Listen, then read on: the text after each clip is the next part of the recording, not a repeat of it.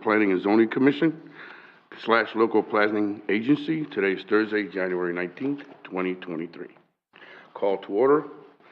Please rise. Pledge of Allegiance.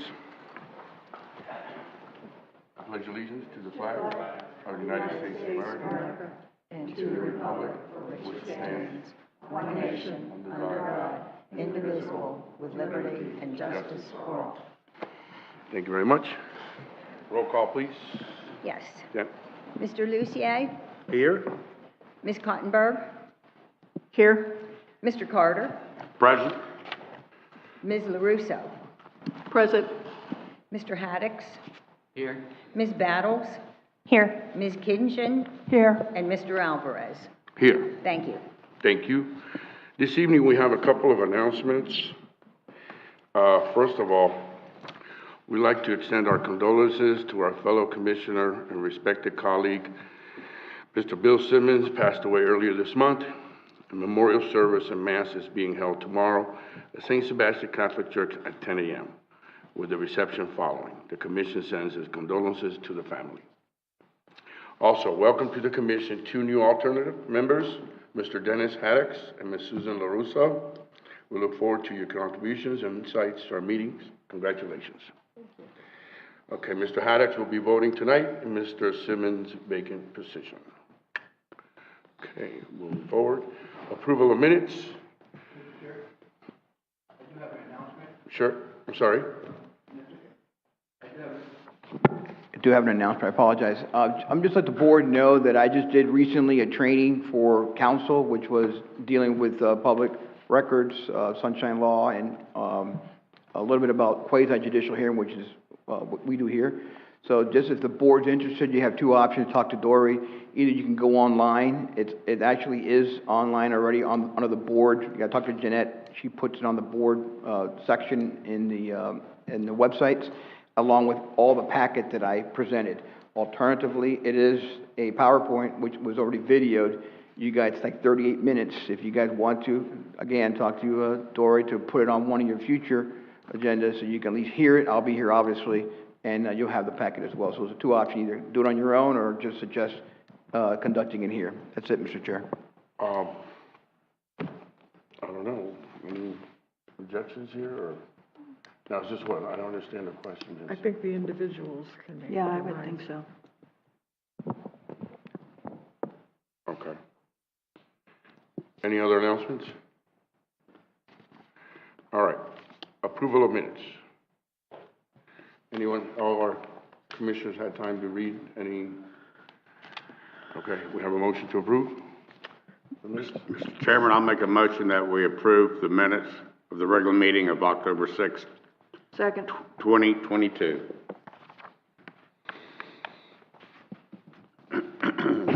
Linda second. Yeah, Ms. Kinchman seconded that. Okay, great. All right. So what we're going to do now, we're going to close. All in favor? I'm sorry. All in favor? Aye. Aye. Aye. Okay. Thank you, guys. Been a while. I'm a little rust. Okay. Local Planning Agency today. We're going to close the Planning and Zoning and open up our Local Planning Agency public hearings. And City Attorney, please read the... Yes, Mr. Chair. This is a LPA's recommendation to City Council.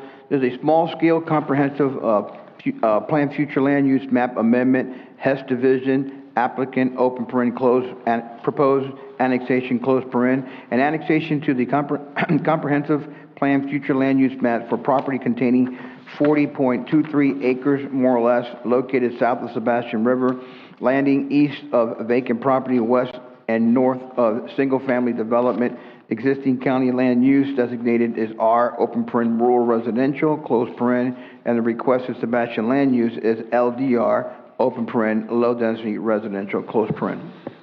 Thank you very much. Okay, at this time, we're going to state some rules here. If we have, when time comes, people are opposed or in favor, we're going to give 5 minutes for you to express your concerns. And now we're going to have the applicant please make their presentation. Staff. Huh? Staff. The staff. No, it's not applicant here. I'm sorry. Or staff. Whichever wants to go first. Good evening. How are you all? Happy New Year. It has been Happy a New little Year. while. Belated. So, this evening, what's in front of us for the public hearing, in front of the LPA is another comprehensive plan future land use You're right. amendment request. This 40-acre piece has been brought before City Council, requesting a voluntary annexation into our city. And consequently, they are coming before you to change their land use from county rural residential to the city's low density residential. As you see in your packet, the comprehensive plan consistency levels are explained to you all, that staff feels that it is compatible with the adjoining lots. The lot just to the west of it is land use of low-density residential in the city. To the north is an existing residential subdivision that is actually very low-density residential land use. And then to the south and to the east of the property, those lots are in the county, and they are more rural residential. The applicant has expressed that with this 40 acres, they will be joining it with the adjacent 40 acres to the west of it, and coming back to you all for PUDR in the future, for rezoning with a PUDR and a full 80-acre development. The applicant has supplied information regarding their legal access to this property from 510, as well as from, I guess it's still 510, over to the west, across from the high school. There's an easement that runs along their southern, southern boundary. I apologize. This has been coming on for days, so I'm going to stay away from all of you. Anyway, so that's the summary I wanted to provide to you all. If you have any questions, I am here to answer them, but in conclusion, the staff does support a recommendation of approval for this land use change at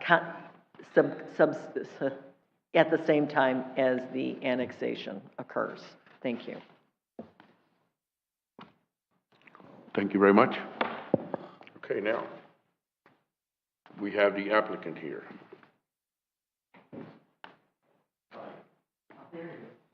Please, want to make a presentation, sir? I don't present, but I can answer questions. Okay, please state your name. My name is Bill Pisley with MBV Engineering, Vero Beach, Florida. Please spell your name for me, please? Bill, Yeah. B-I-L-L, Pitzley, P-I-T-T-S-L-E-Y. Thank you. Okay. You don't have a presentation or anything, just to state No. What you're going to do or what you're planning on doing, other than It's what's here? Commissioners, do we have any? Just an annexation. I have a question. As I understand it from staff presentation, you actually have two parcels that you're wanting to have considered for rezoning. That's correct. Why are we doing it in two separate steps? because the western parcel is already in the city of Sebastian. This parcel is still in the county. That portion was annexed, I believe, many years ago. I don't know.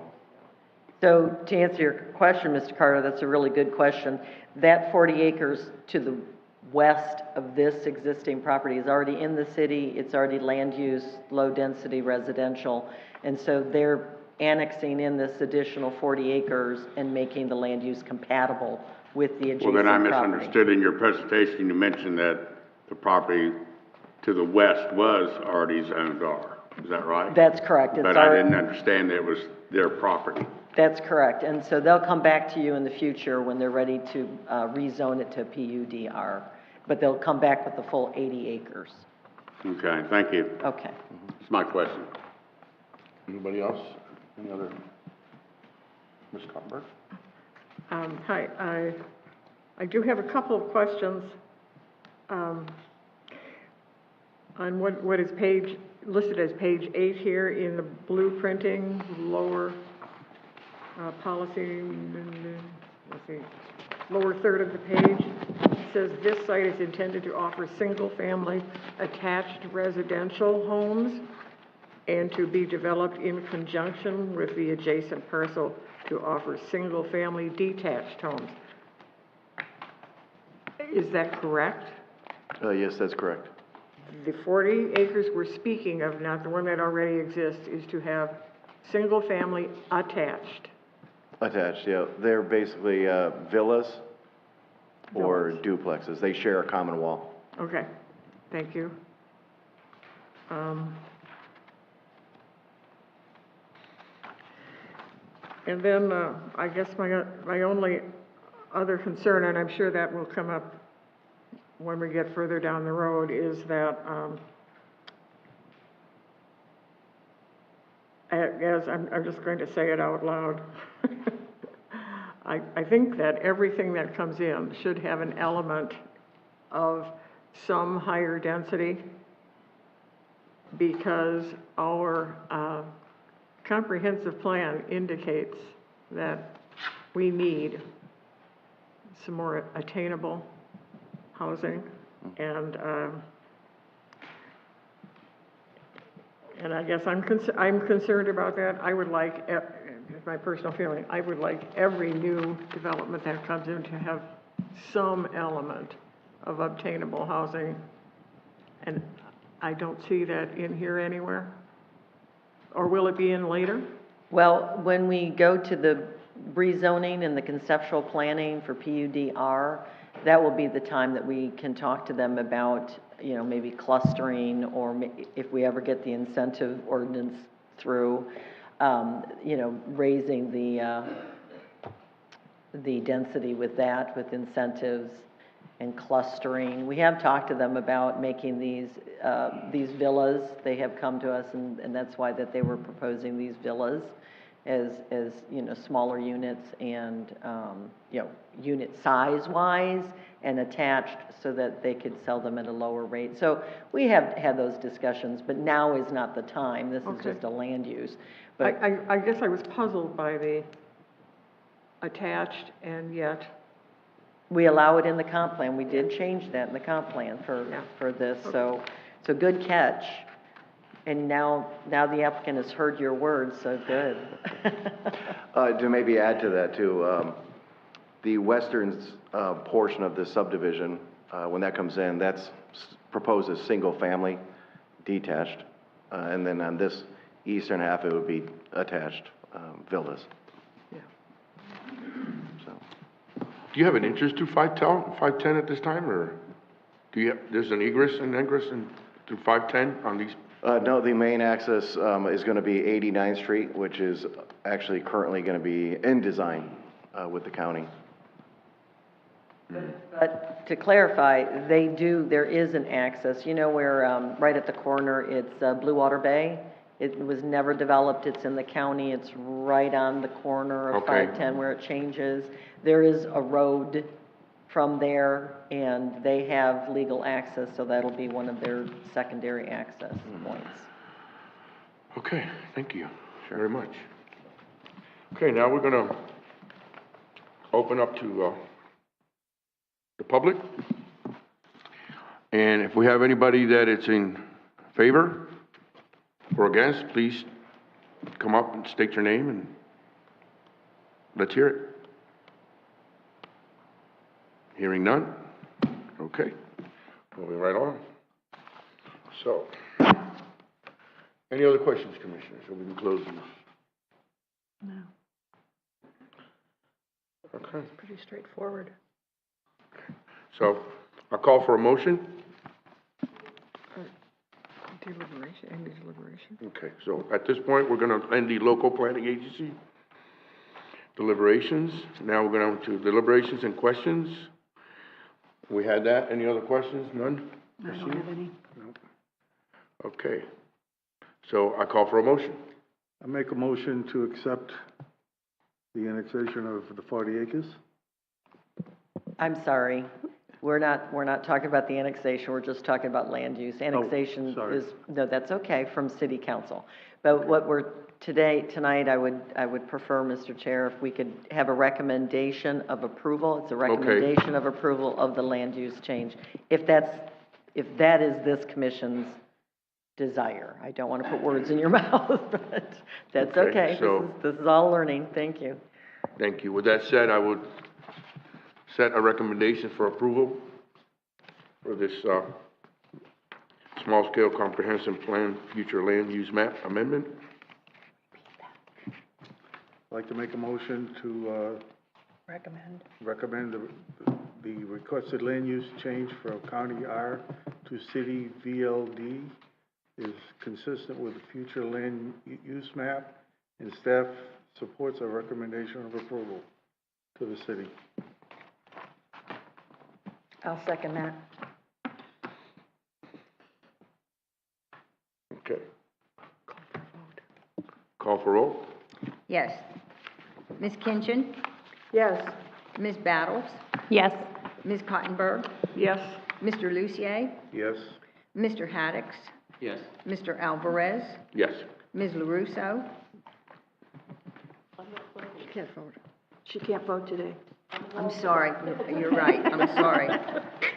Mr. Carter. Mr. Carter, Yes. thank you. It is unanimous. Okay. All right, moving right along. We're going back to our Planning and Zoning Commission, quasi-judicial hearings. And here we go.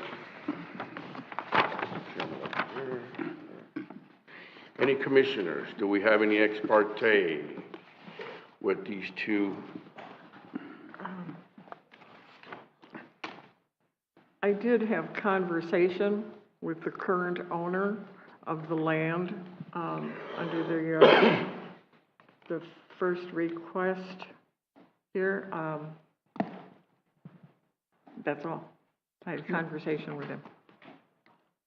I had that same conversation, but just because I was their teacher at St. Sebastian when they went to school, religious education there. They grew up with my daughter. Okay, thank you very much. Mr. Attorney, can you swear in the applicant, staff, or anyone presenting factual information, please?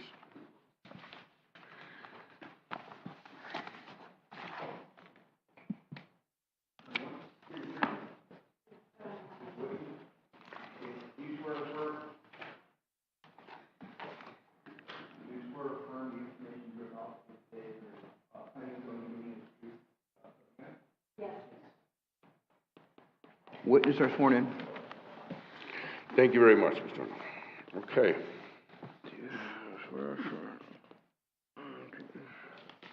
The applicant, can you come up, please, and make your presentation on the first one, right? It's Mr. Clean Car Wash. Is that what we're doing? Yep.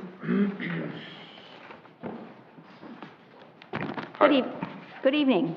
Mary Solik, 121 South Orange Avenue, Suite 1500, Orlando, Florida.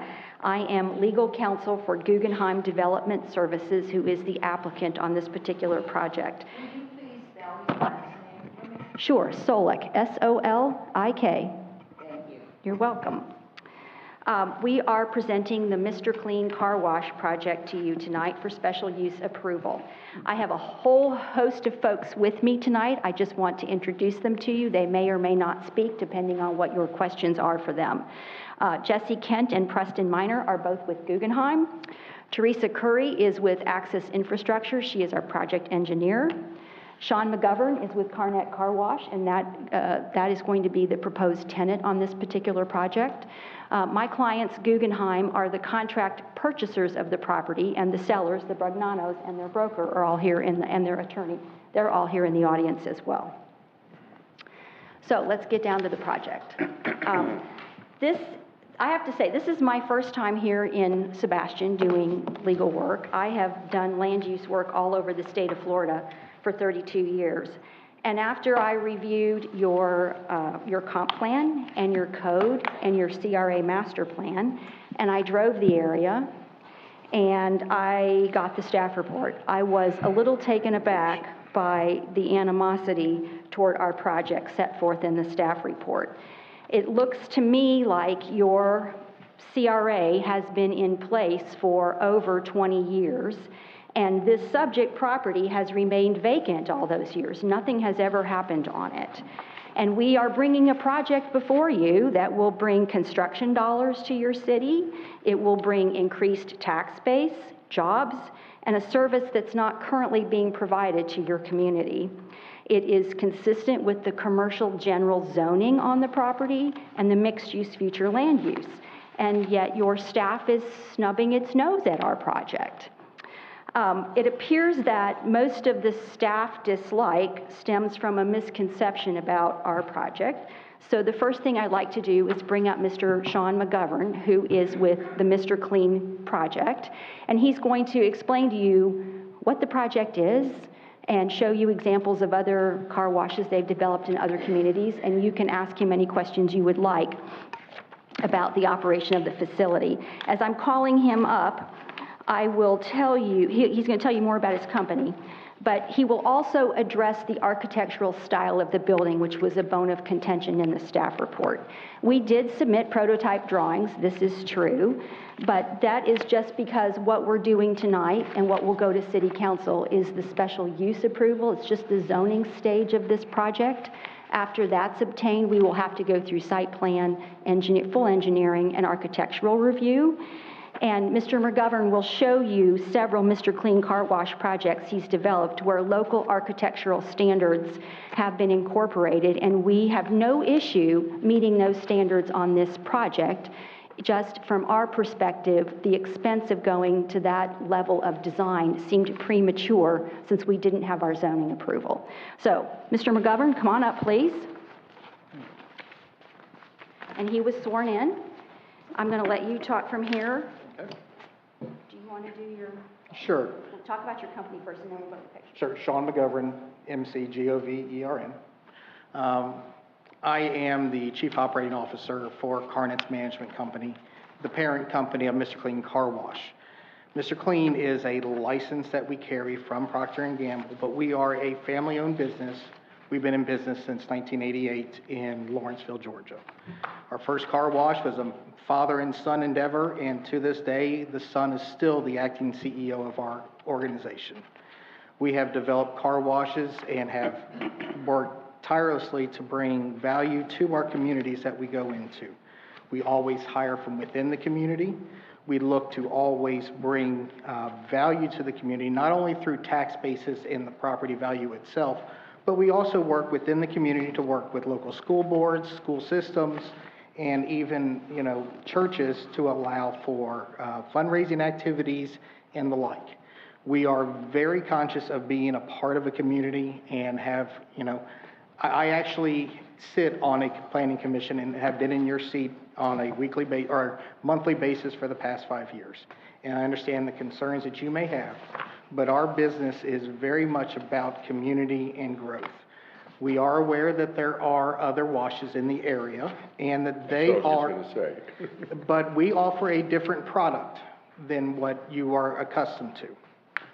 We are offering a product called, it's an express car wash. An express car wash, the customer actually stays inside the car and is pulled through the tunnel in an automated fashion.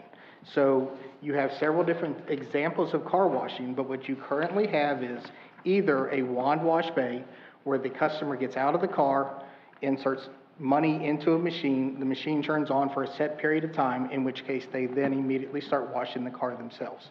Or you have what's called an in-bay automatic.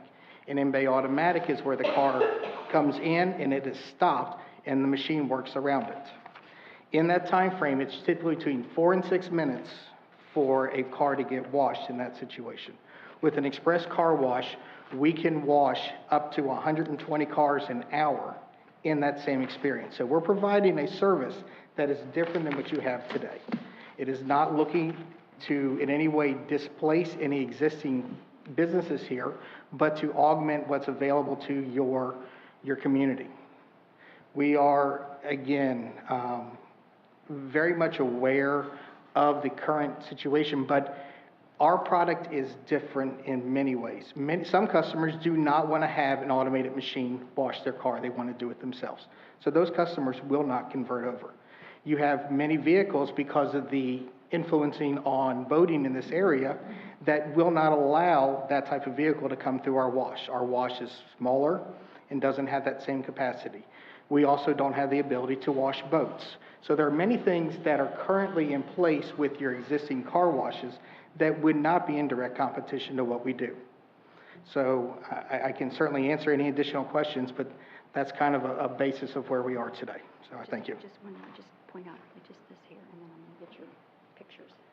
Oh, okay. Describe the building. Oh, sure. So what we're currently looking at is a 3,200 square foot building with lobby, waiting room, office, bathrooms, and storage for a 100-foot express automated tunnel. So there was mention of architecture. Now, we match the architectural requirements of any place that we go into. So, for example, this actually has the added gable with the spandrel glass above because of the request for a non-continuous roof line of over 100 feet. So we provided this additional architectural feature on here. This one, is this mic on? This one is in DeBerry, Florida, which is just north of where I am in Orlando. Right.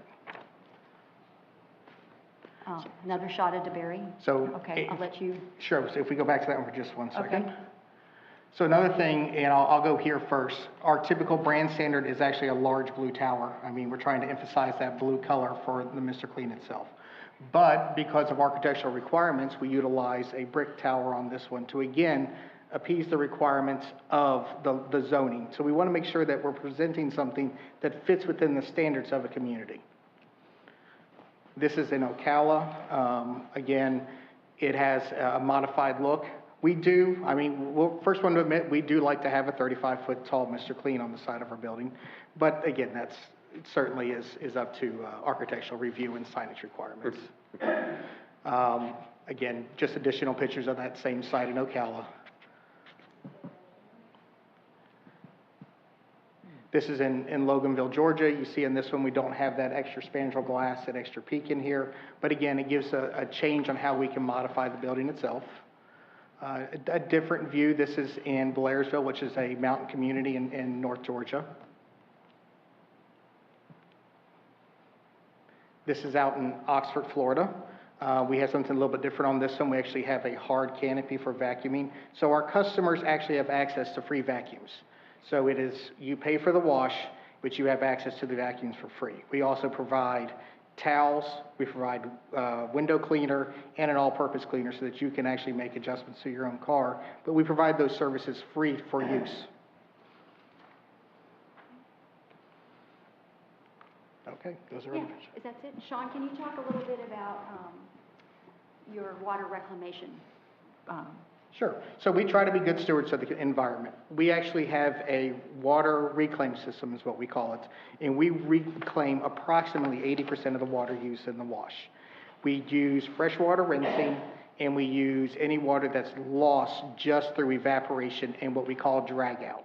When your car leaves the tunnel, a little water may still be on it. That's what we consider drag out. So, but the majority of our water is actually recycled water. So we're trying to be stewards of the community and make sure that we have our natural resources going forward. Okay. Do any of you have any questions for Sean? We'll come back on that. Okay. Yeah, we'll do the staff presentation, then we'll come back for You it. can have a seat, and then we'll take the Thank you next very much, sir. presentation, whoever's doing Thank that you. in the back. While she's pulling that up, the staff was critical in the staff report that we didn't submit a market analysis. And your city code and your comprehensive plan don't require that we submit a market analysis. And we never got a notice from the city that our application was incomplete upon submittal.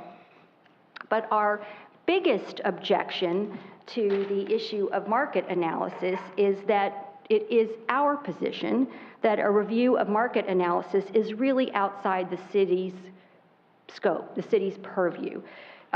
You regulate land use, but you don't regulate industries, and you don't regulate competition. And these folks do their homework before they come into a jurisdiction, and they look at the demographics, and they look at what's on the ground, and they're in this to make a profit. They're in this to bring a sustainable project to your community. They know what they're doing. If this weren't feasible and if it weren't profitable, they wouldn't be spending the money. How many of you flew in here from somewhere else today? Yes, all of these people flew in today for this hearing. No, thank you. Yeah,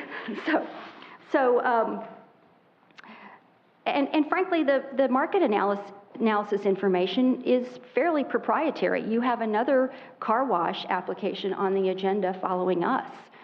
And our due diligence and our research about the market is proprietary to us. So we would object to a requirement that we demonstrate some sort of market need for our project. I'd like to point out that we don't think that that's probably even-handedly applied by the city to other projects. There is a O'Reilly Auto Parts store just to the west of the subject property. And when I drove the area over the weekend, I noticed an Advance Auto Parts, a Napa Auto Parts, and an AutoZone on US 1 right around the corner on 512. And I am certain that O'Reilly didn't have to come in and prove to the staff that there was a market for another auto parts store here in your city. Okay, is the other presentation pulled up?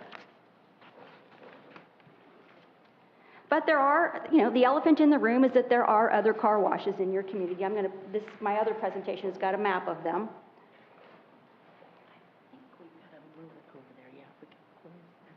She told me she would pull it up, but in the back. She said she would, but I... Here she comes.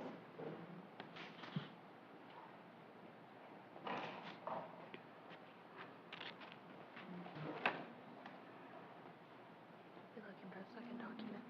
Yes.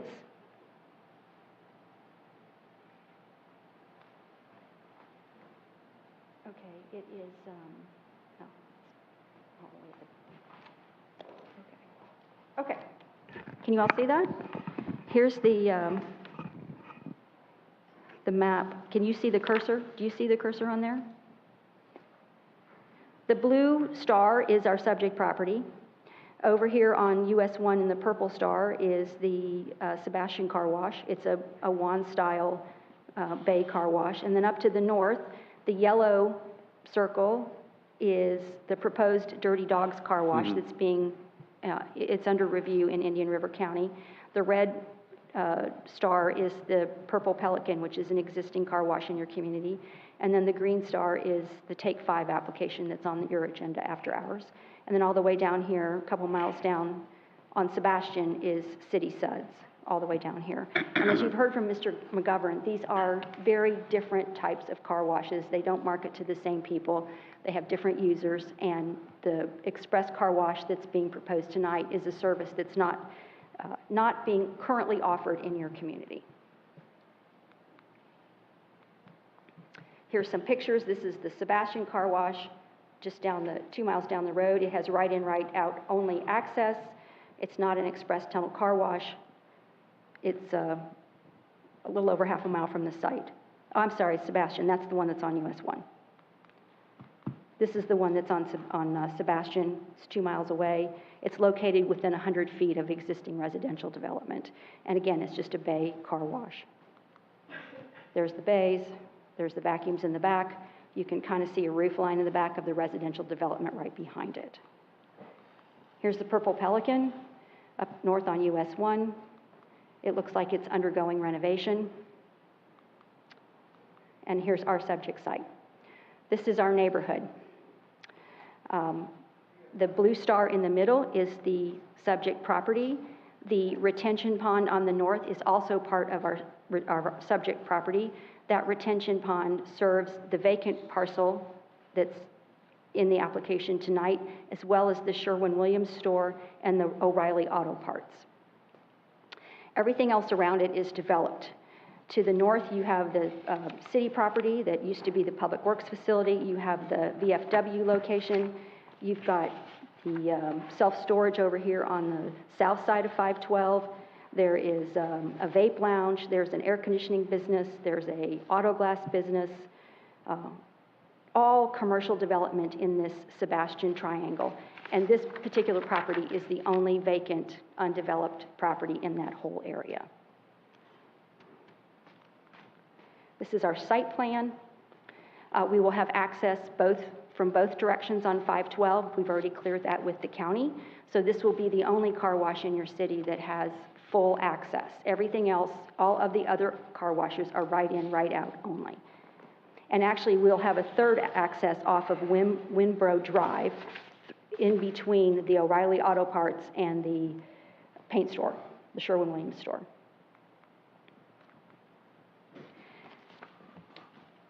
So this is truly a mixed-use area. What you're charged with tonight is determining whether you should allow this car wash as a special use. And that's because the special use is not listed in your code. Car washes are not mentioned in your code anywhere. So we have to come before you, get a recommendation from you, and go to City Council to get approval for this particular use. But you have criteria that you are supposed to use to determine whether this use should be approved. And there's just 3 of them. They're set forth in City of Sebastian LDC section 54-2-3.1A3. And I've got them all here in your, in this slide. And the first criteria is that the approval of the application for a special use or special exception will not be detrimental to the public safety, health, or welfare, or be injurious to other properties or improvements within the immediate vicinity which the property is located based on the criteria established in Article 6. And our response to that is that the approval of this car wash will enhance the public welfare by providing a service, express tunnel car wash, that's not currently being offered in your community. And it will be offered to the surrounding residential development. That's our market. And there's no safety or health detriment to this particular use. And the second criteria you have to apply is whether it's consistent with the purpose and intent of the respective district and can be demonstrated to be similar in nature and compatible with other uses allowed in the district. As you know, your staff report says the property is zoned commercial general and it's within the Sebastian Triangle overlay. And that is intended to be a mixed-use district. And I wrote out the intent of the Sebastian Triangle. Mixed-use district that extends the town center outward from the traditional riverfront district into the more recently developed business district along Sebastian Boulevard, County Road 512. So the intent of the Sebastian Triangle district is to create another business district that's coming off of US 1. And that's what you have out there now. You have a business district. Everything out there is a business. And this is another business that is consistent with what is happening out there and will provide a service to the surrounding community. The current commercial uses in there include auto repair, auto glass repair, self-storage, auto parts store, paint store, air conditioning business, a cafe, a vape lounge, the American Legion Post, and City Public Works. It's a mixed bag. But it's all very commercial, and several of those uses are auto-oriented. And finally, the proposed car wash use is similar and compatible with the other neighborhood-serving commercial uses permitted under the commercial general zoning in the Sebastian Triangle overlay. And your last criteria is that you must make a determination that it's consistent with your comprehensive plan and the Code of Ordinances. The staff says that we are not consistent with the comprehensive plan based on objective 1.3.3, which is a policy from your comprehensive plan. And all that policy says is what I have up there, that the use encourage redevelopment and renewal and the policies that support this objective. Your staff opines that there is a requirement that the use encourage residential development, but those words do not appear in that policy. There's no residential encouragement in that policy. You just have to encourage redevelopment and renewal.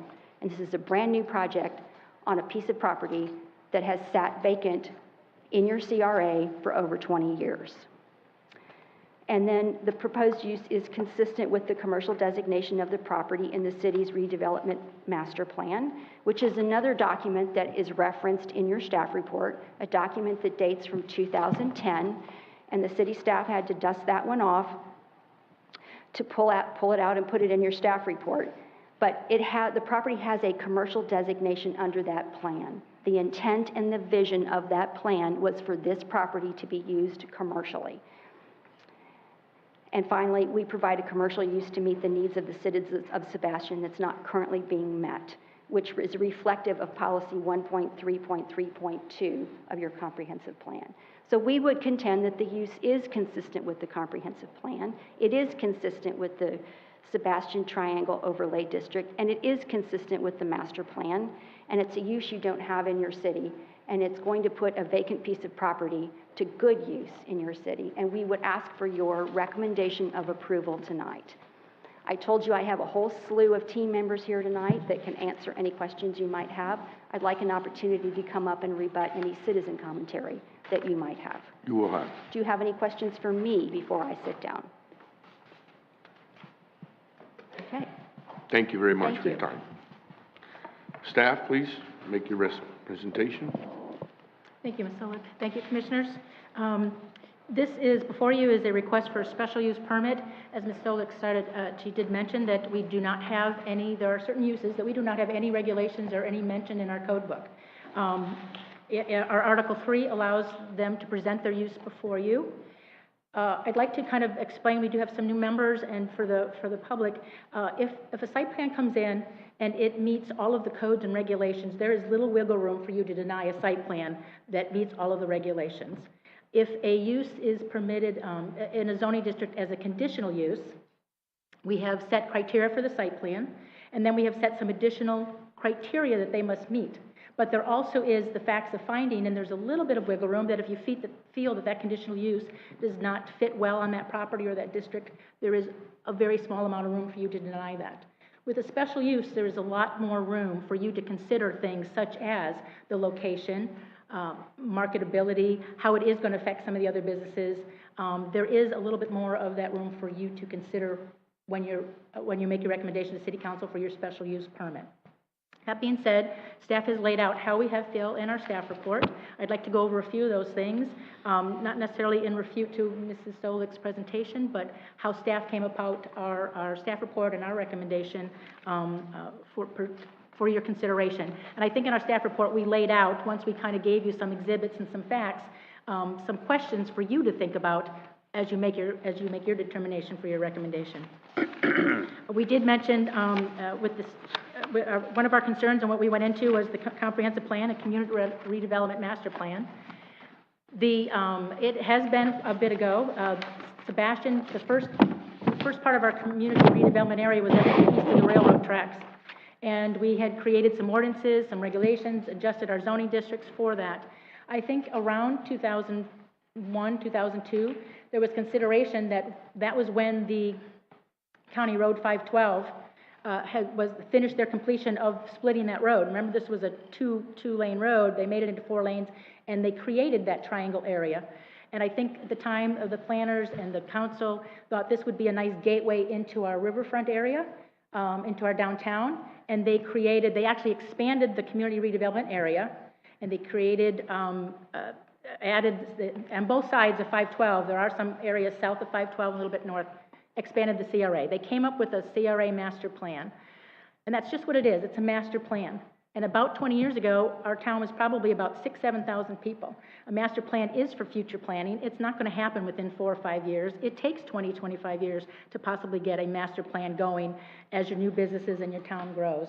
So yes, some of our exhibits and when we presented to you on the planning may be from a 2010 comprehensive plan, but that it was the future vision of this area and this gateway down into the downtown. And that was Exhibit A. Exhibit E is that excerpts from the master plan on what the city was looking for in that. They actually created a vision for the triangle area. included as part of, and they call it a downtown area. And in that Exhibit E, there are references to townhouse development in that Sebastian Boulevard triangle area. And I think when they were talking about, when you say mixed use, I know the vision was so that you have on your bottom floor, you have your retail, your coffee shops, you may have some apartments on the top, or you go into the residential townhomes. And there is actually a plan as part of that Exhibit E that does show that residential townhome type of vision. About 2003 and 4, the council also then started looking into the triangle area with specific uses we included in our packet.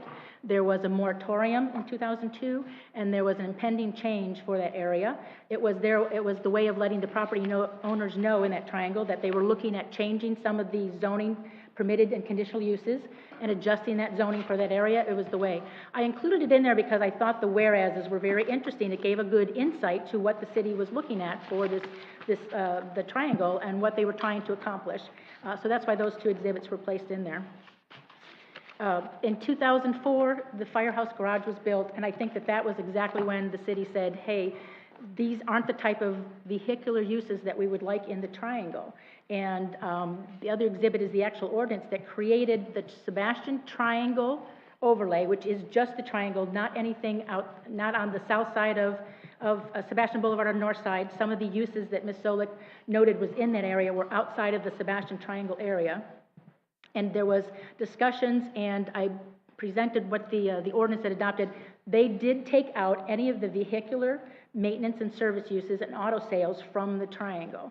It was something that they felt they just didn't want in there, and that would be hard to develop achieve the vision with those type of uses in there.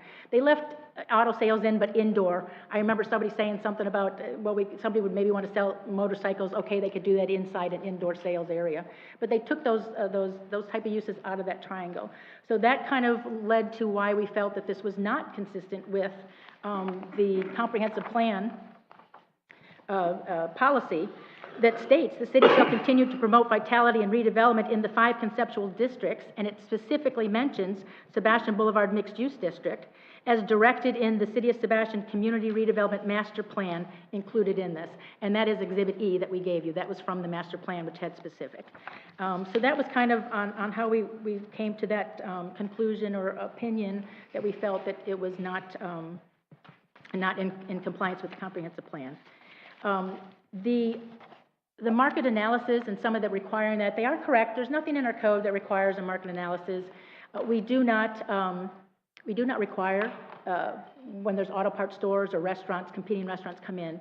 The uniqueness of this is, though, is that these are single-purpose buildings. They're car washes. They're not easily converted in if one restaurant goes out of business, another one comes in. Or if it's retail, it's converted to a medical office. So that is concerning to staff that if the market is saturated enough and that some of these businesses do go out of business and not operational, we may be left with a building that cannot be easily reused. It may become blighted or not taken care of. It may go into bankruptcy. That is concerning to us. And right now, all of our car washes and our applications are in our redevelopment areas.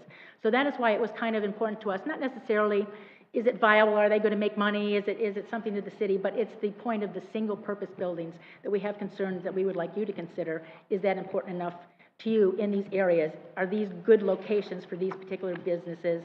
Are they going to be detrimental to the other businesses and or the area if those other businesses go out of business and we have a single-purpose building that can't be easily reused? We understand that this is across the street with regarding to noise. We weren't sure, again, the why 28 vacuum stations. It wasn't necessarily explained to us. It's not in our code. It doesn't state.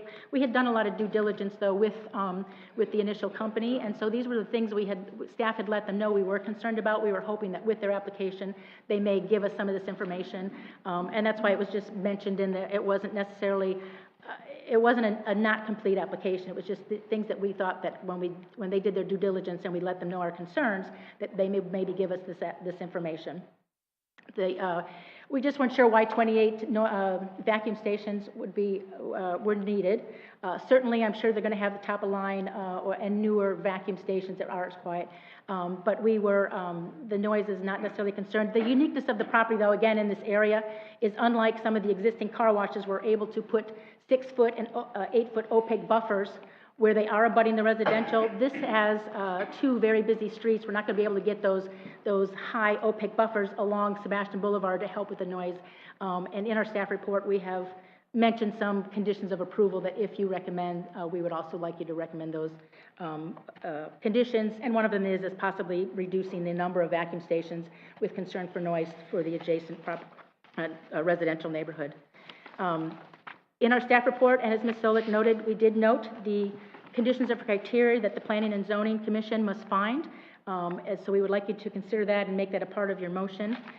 We would like our staff report and any of our exhibits to be a part of the official record. And you have by your, we gave you a copy of, we did receive this afternoon a letter of objection from an affected business owner, one of the car washes. We'd like to put that as part of the record also. With that, staff again is available for any questions regarding our staff report and our opinion on how we felt this.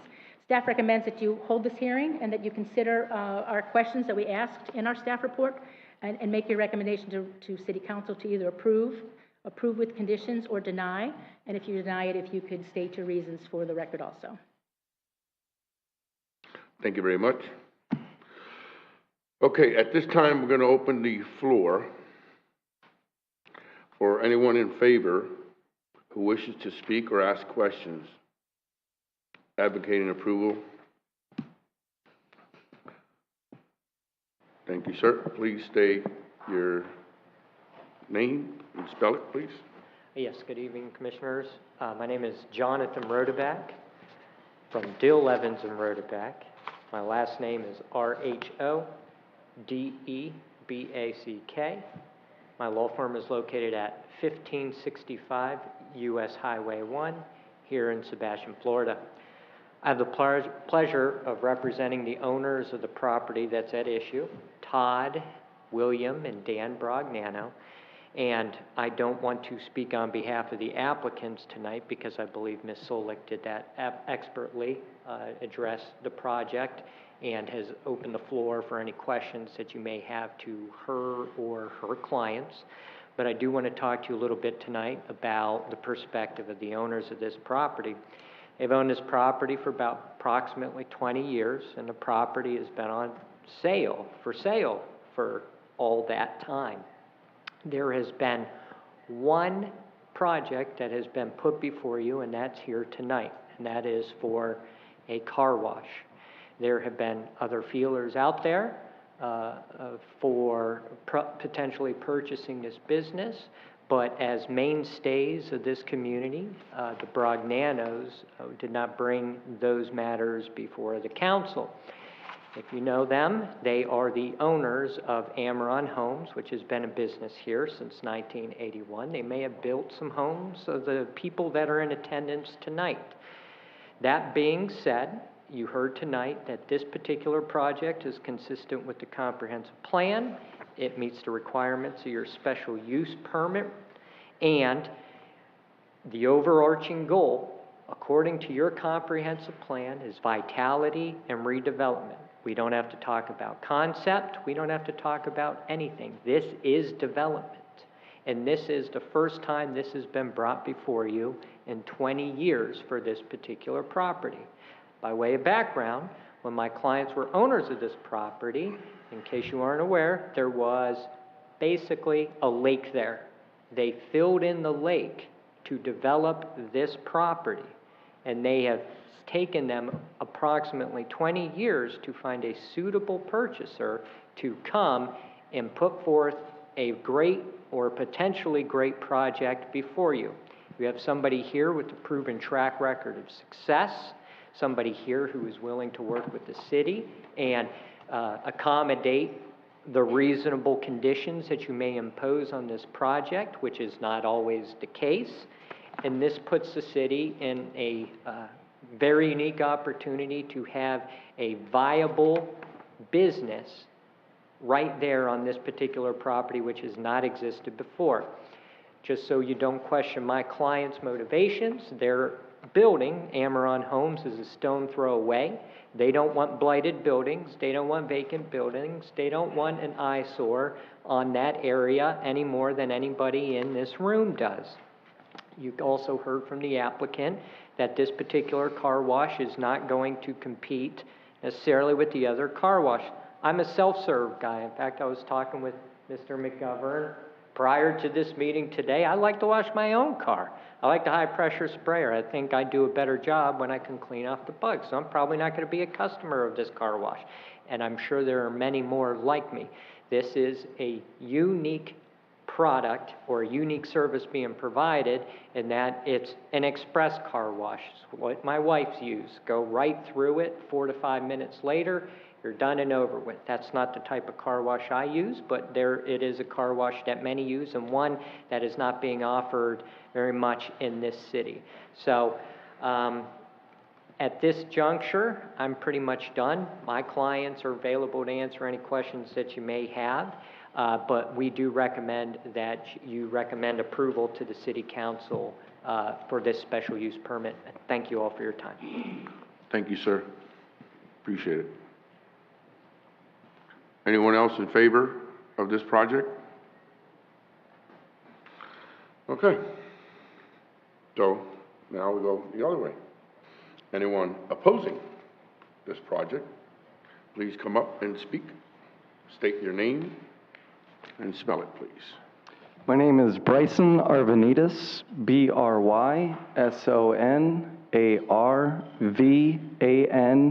ARVANITIS. I have a few site analysis reports, just 2 pages I can hand to you guys. Give it to her. No, give it to her. I'll be happy. Actually, can I? Well, there's 10, so almost enough. Thank you.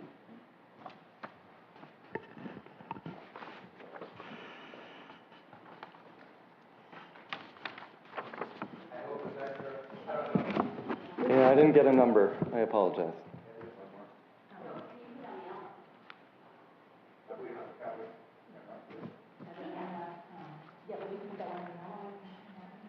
If I can see it. Great. Okay, guys, so I'm the owner of Purple Pelican Car Wash. We are rebranding into Pelican Express. We've been planning to do this for about 1.5 years. Actually, when I bought the place, we wanted to go full express tunnel car wash. When I bought it, it already had a tunnel. It had a conveyor belt. We call it a mini tunnel, about 45 feet. It also had an IBA, which is an automatic. Also had 3 self-serve bays, free vacuums, and we gave out, soaps and towels, etc., for free as well. I always wanted to expand the tunnel. I always wanted to make it modern and more like the new big buildings coming out. So what we did is we started planning to redevelop this site, renovate it, tear down the self-serves, put up more vacuums, all state-of-the-art brand new equipment, and go with mostly the equipment by Sonny's Car Wash Factory. They're one of the biggest manufacturers of car wash equipment in the world. They're excellent. So when we decided to start doing this, and when Dirty Dogs, which is about 500 feet south of me, wanted to build their express tunnel, which, by the way, they are another express tunnel that want to come in right down the street.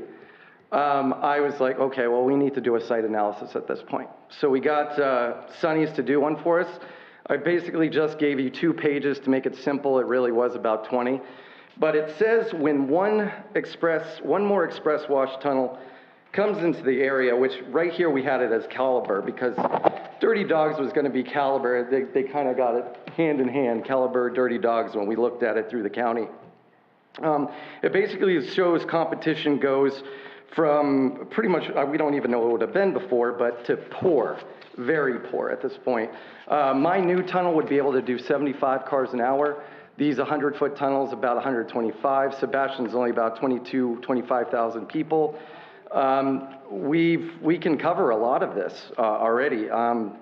Basically, The 5-mile market has a population density to support an express model car wash project, and like one. There are about 27,000 vehicles with one market tunnel competitor coming. They will be the express model, this is talking about Dirty Dogs, and they will offer monthly clubs, making it more challenging to take market share from them. Also, we're looking at a lot of driveways in this area. Only about 14% of the population here are renters, leaving more driveways to compete with. Also, it is a mature market here. Sebastian isn't growing like hotcakes, kind of like Jacksonville or anything like that, to support all these express high-volume car washes. Mine's going to be one. We're working on it. We working with the city, do all of our extensions, all of our equipment, cleaning up the place, renovating, etc. And then once Dirty Dogs comes in, 500 feet below, with the county, that's another express. They can handle 125 cars an hour. Then we got Take 5. They're about 500 feet away from Dirty Dogs. There's another 125 cars an hour.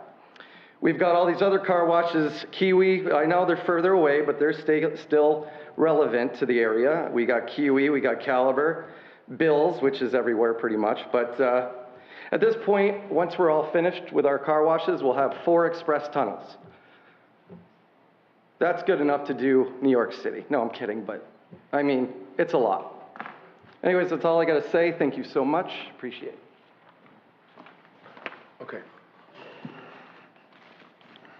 Before we call anybody else, if we have, I'm going to make a little, Mr. Arnone, I had a little letter from the attorney, so I'm going to read just the first paragraph. If it's okay. It says, this firm represents Snapper Creek Enterprises, the owner of City Suds Car Wash located at 921 Sebastian Boulevard. I am also a principal of this company. We learned of the above proposed project today. This correspondence to note my client's objections to the project and the adverse predatory impact it is likely to have on both City Suds and other established businesses, enterprises in the vicinity. I request that you read this correspondence into the record at a public hearing, or note that the City Suds objection at the Planning and Zoning Commission meeting scheduled for this evening, January 19th. There's more to follow, but this is just basically stating the objection of City Suds, the other car wash on 512. Anybody else oppose? Please, sir. Come on up. Name for the record? Ronald Adamson, 564 Balboa Street, Sebastian, Florida.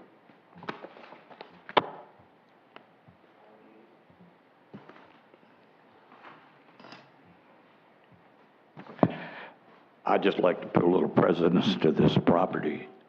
In about 1997, I had a contract on a piece of property in the triangle that we're speaking about. I came before City Council with a conceptual drawing, and the council turned me down that night saying, no, there will never be a car wash in the triangle. That's not what we have in mind for that piece of property, that large piece of property there. So, and to even make sure that I didn't even apply for a permit, the following Monday after the Thursday, I believe it was a Thursday meeting, Wednesday or Thursday meeting, they had the city attorney draw up, I'm trying to think of the word, where they drew it up, ordinance for 6 months that there would be no building permits permitted in the triangle. So that was back in 1997. I'm sorry? Back in 1997. Yes. Okay. All the way back then, the city had a plan for what was going to go in the triangle. And like I said, they told me with no uncertain words that there wasn't going to be a car wash in there. Okay. Thank you. Thank you very much. Anyone else, please? Do we have anybody in Zoom by any chance? Oh, come on in. No, sir. Okay, thank you.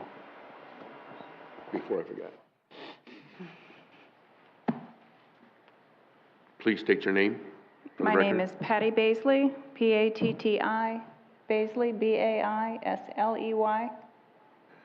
Thank you. I live at 442 Briarcliff Circle, which is directly behind, it's in the Ashbury, right behind where this proposed building is going to be. I'm also right next to a grammar school, and I really don't think that we need another car wash or another dollar store or another auto parts store right next to the children that are going to be going to school. It just doesn't make any sense. We don't need to be the car wash capital of the world. That's all I have to say. Thank you very much for your time.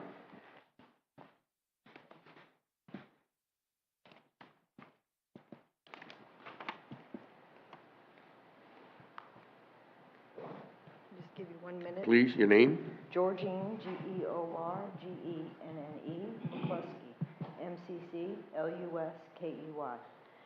I am a resident of Ashbury subdivision. I live at 138 Briarcliff. I've been here 14 years now. Love Sebastian. I didn't hear anybody talk about the traffic. You put your life in your hands when you come out of our subdivision and you try to cross over. They showed a picture.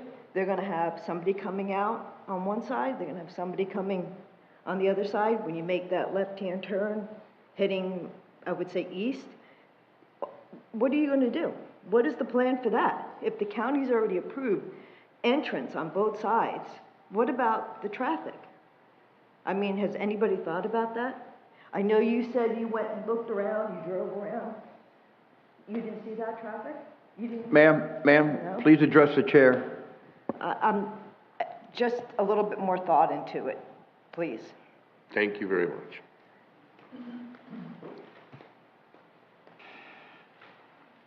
Anyone else? Please.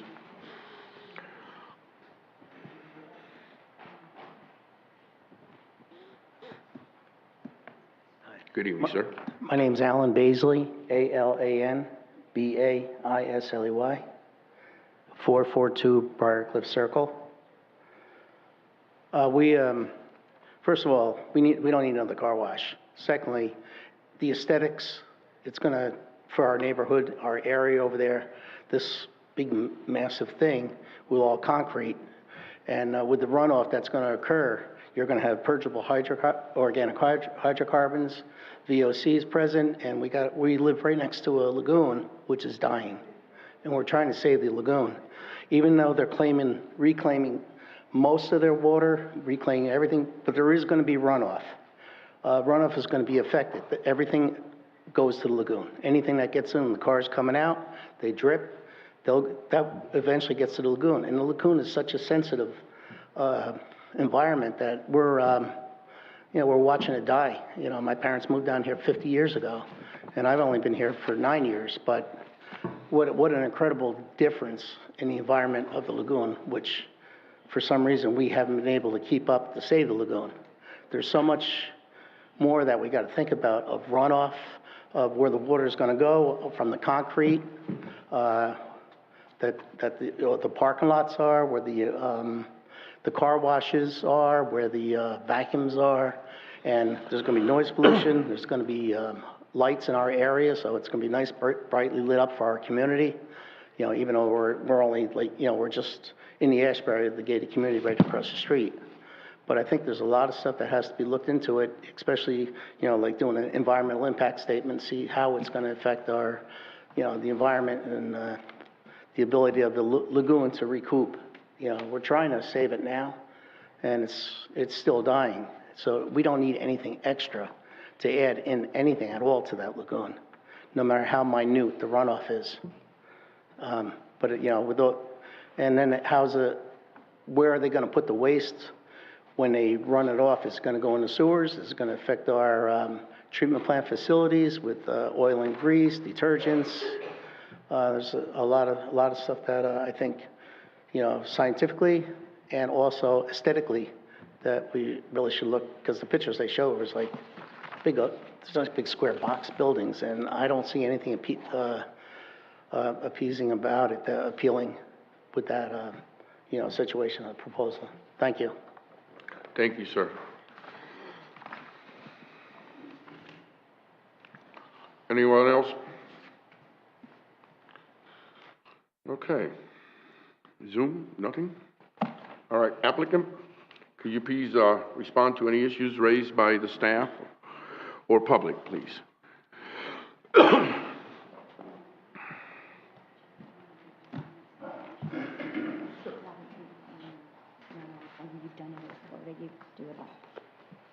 So, Say your name again. Sean McGovern, to address the concerns about environmental conditions, everything goes through standard environmental requirements. We have oil water separators for all of the water that gets processed out of our sites. Teresa can actually add more into that because she is our civil engineer of record, but she can go through all that. Our water, we are not generating any dirt, or we don't have VOCs that aren't already on the car. We're not generating oils that aren't already on the car. So these items are actually better being caught within our car wash than they are on the street, because they will actually be filtered through an oil water separator as opposed to going straight to the city sewers. So we have non-volatile chemicals that we use. They're almost all water soluble, so there is no concern about issues. The soaps that are used in personal home car washing is more detrimental than the washes we do. We do not have those same situations. And we also provide safety to the consumer because our washes actually prevent scratching of the vehicle, whereas traditional home washing does not.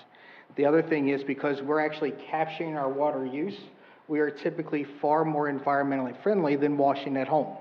When you wash at home, you're actually putting that water directly onto your driveway, and it's getting washed into the sewer with nothing filtering that water back in. So it's, instead of going into the sanitary system, it's actually going into the storm system. So you're losing that capability of filtering that water in the future. Noise. We will be happy to look at any type of noise situation, but noise itself is not additive. It is actually, decibel ratings are at a certain place. So if you have a road that's creating X amount of noise, if we're generating at the same level, that noise would not amplify.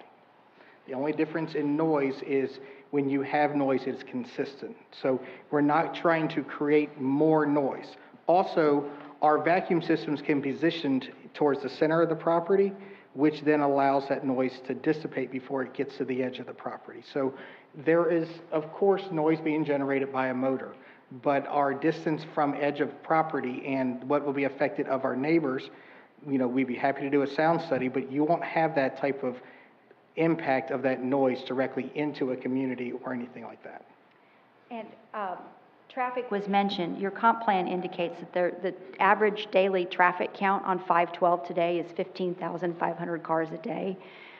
It is a busy road, and you have a lot of road noise already from the road. So there was a complaint about traffic. The property gets developed somehow. There will be traffic generated from whatever use is put on that property, and whatever use is on that property will access 512 from both directions. So that's kind of in my opinion, a neutral issue. The redevelopment area envisions that it will be developed with the commercial use, which are generally higher traffic generators. We're not going to be anything more than what any other approved traffic uses, any other commercial uses that could be developed on that property. It's not going to stay, well, I hope for the Bragnano's sake, it's not going to stay vacant for another 20 years. Something will be developed there, and the traffic comes off of there, whatever's developed.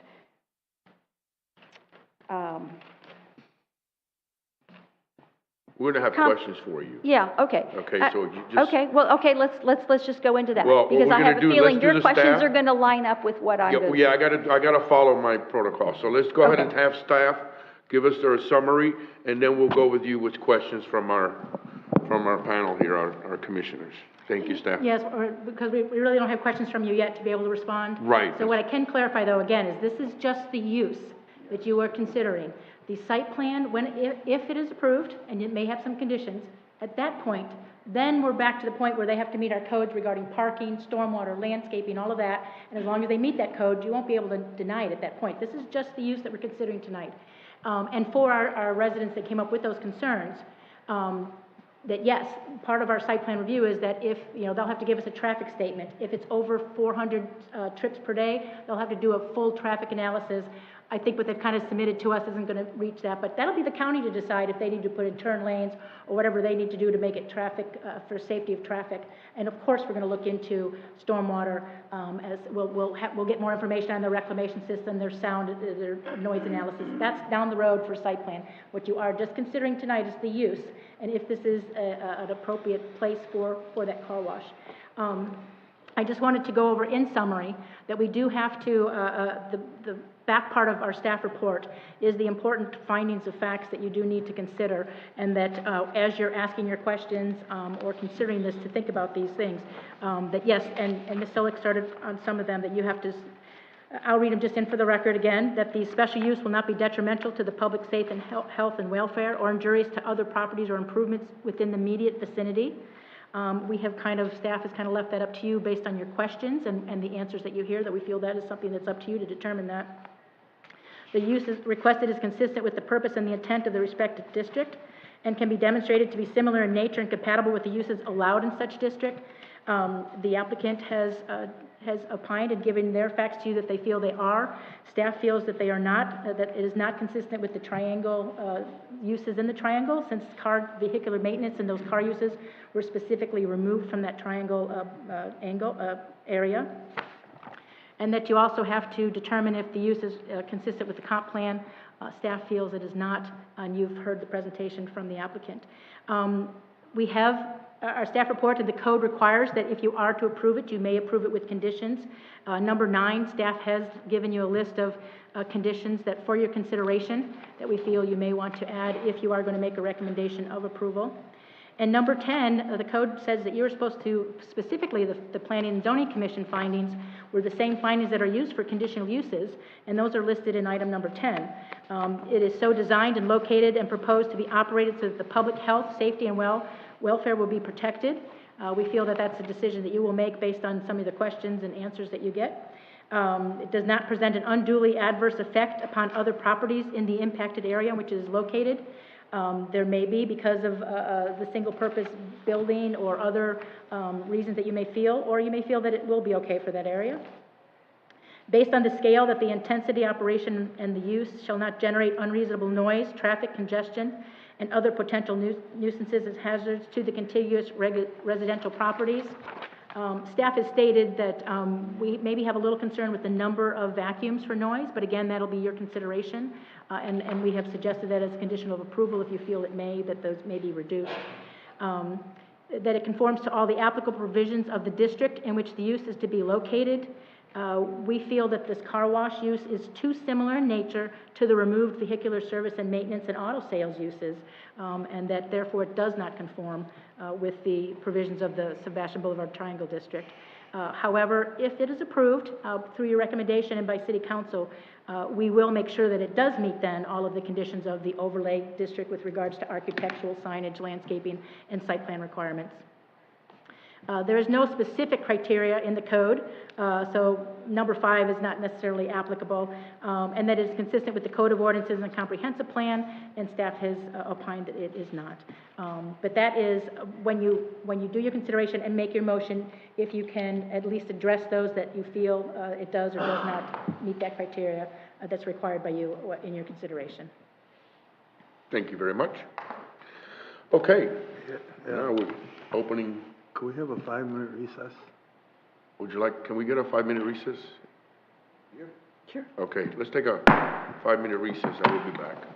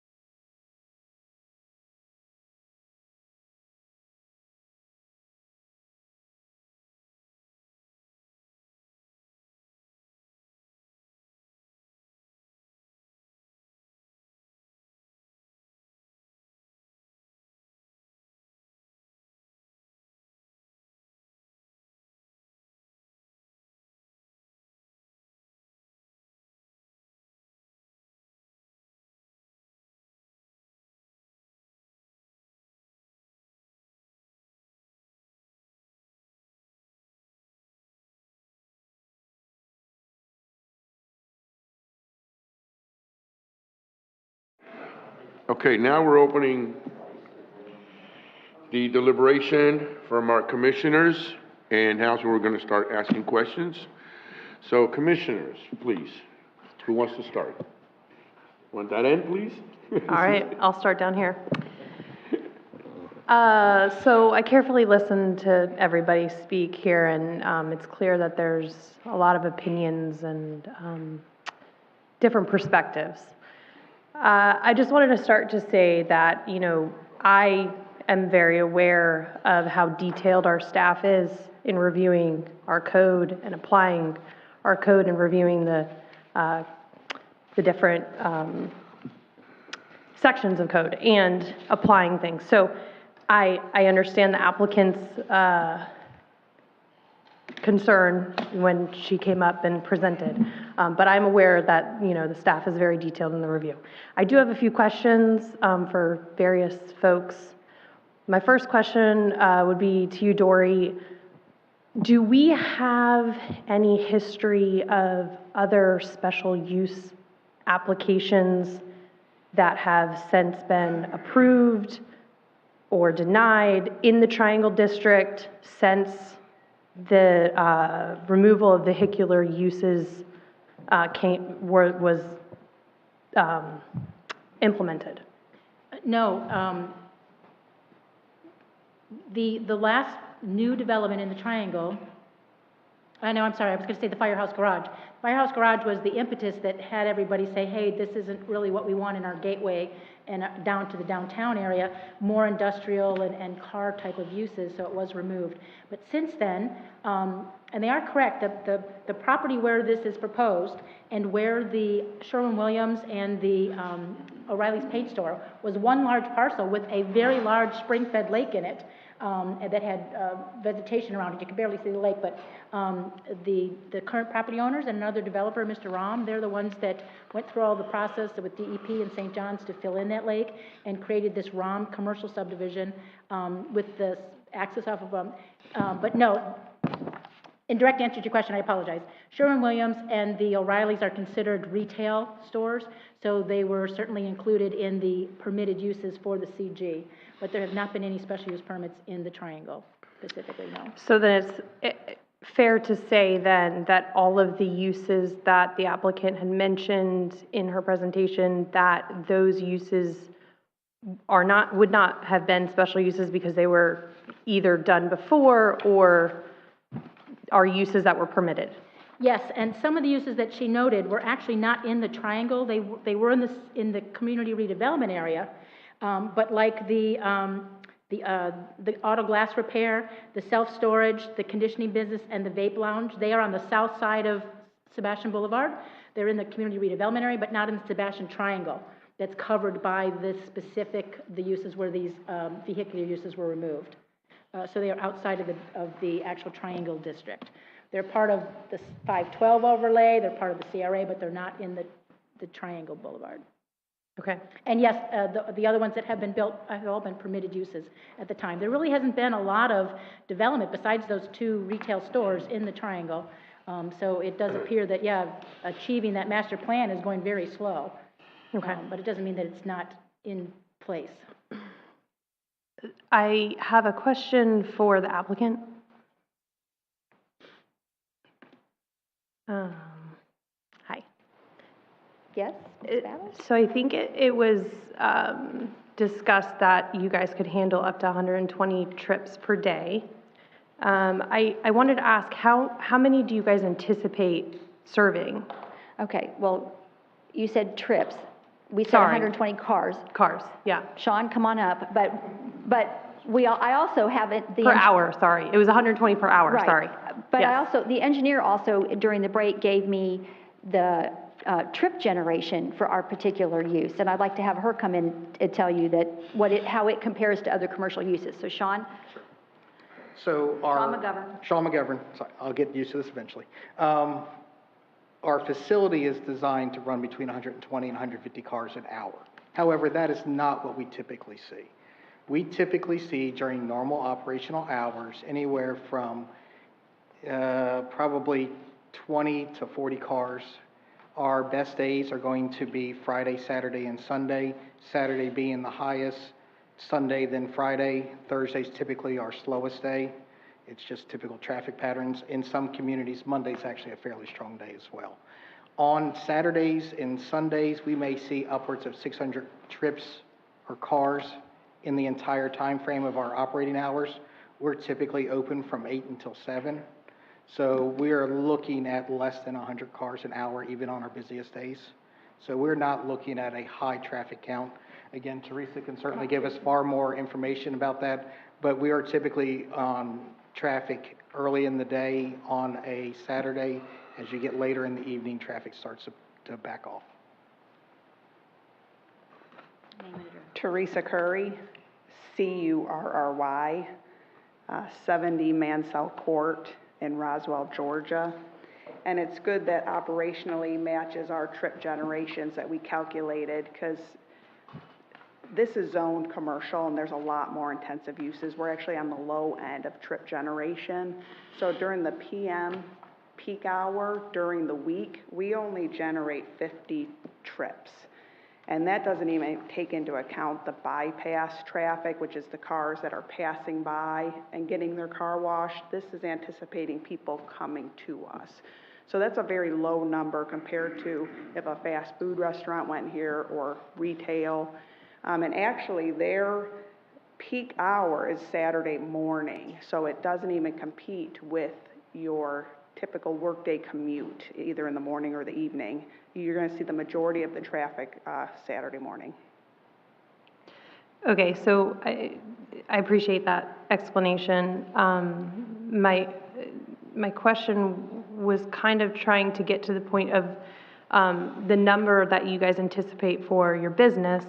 And then I wanted to also ask, and you know, this may be proprietary, I'm not sure, part of your market analysis that you don't want to share, but seeing that there was a lot of other car wash businesses that came to speak here today, I wanted to ask, you know, what portion or percentage of those do you anticipate being currently served and they're going to now come to your car wash, or 100% of them do you think are not being served currently?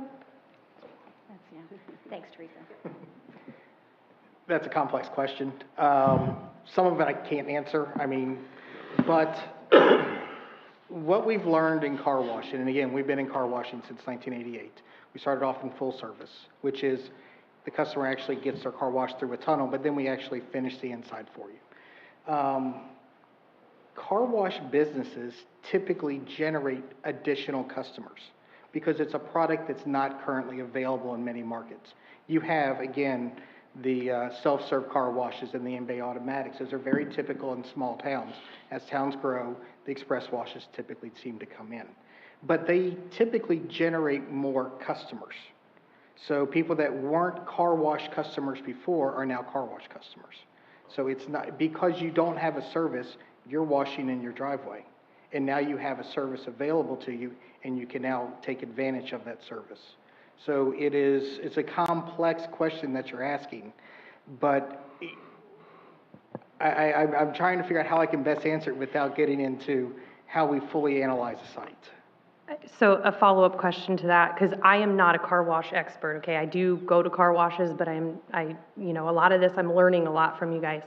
How would you say that your business is different? Because I saw, you know, heard from other businesses that, you know, a lay person up here that is not very, you know, expert in this industry of, you know, car washing, they seem to suggest that it's very similar, but I'm hearing from you it's very different.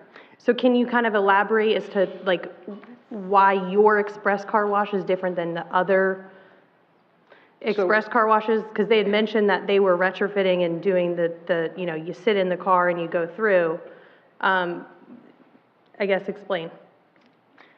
Well, to start simply, at the end of the day, you should have a clean car. So Mr. Clean's motto is clean cars fast, okay? With great hospitality, with great expectation and hospitality. So we're looking to provide you a service.